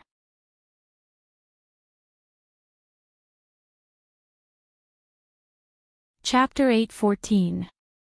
Mom's gaze was already on the surface of the lake. She looked at the elf waving her limbs in the water. Chen Zhao, Yura said she hasn't been here for a long time. I brought her here today. Is it convenient here? Mom, Fei Lai's pregnant.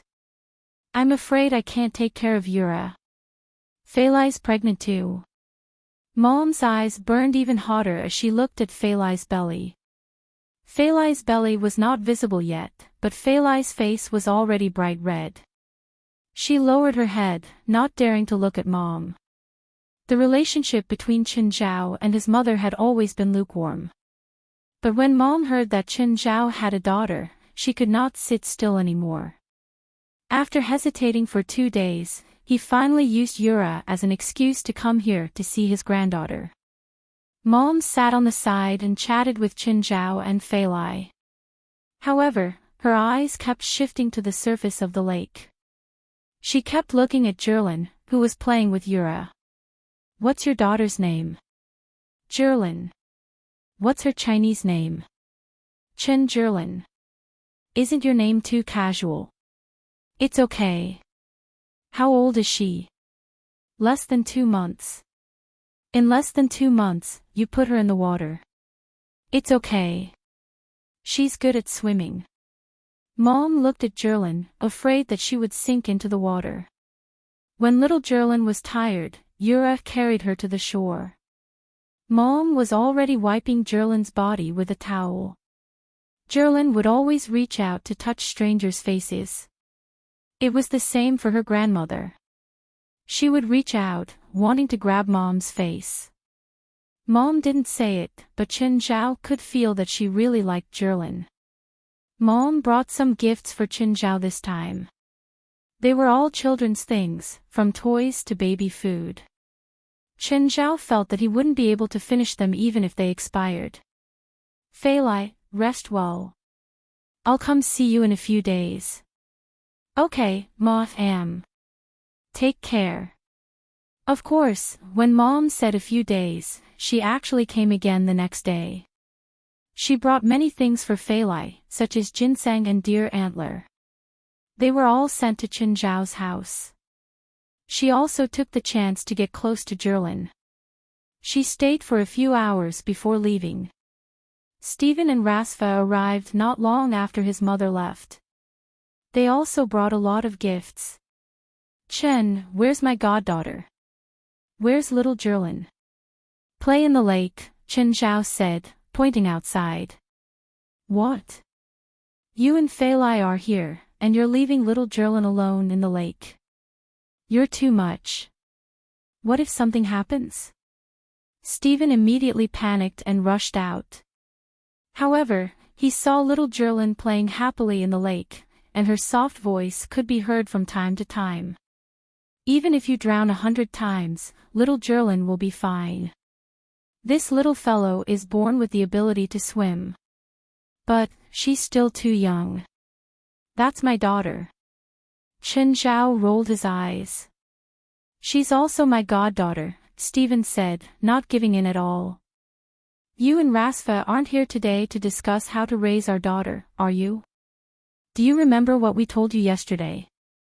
Stephen asked in a low voice. Yes, I remember. Are you serious? Yes. Stephen nodded. Rasfa and I thought about it. If it's just the scene on the yacht and then expand the plot, it's too little. So, we plan to fill in some ourselves. How exactly? We'll hire some people to kidnap and then rescue them. We'll make it as real as possible. I don't have to participate, right? No, we need you. You need to be responsible for rescuing us. Chen Zhao rubbed his forehead.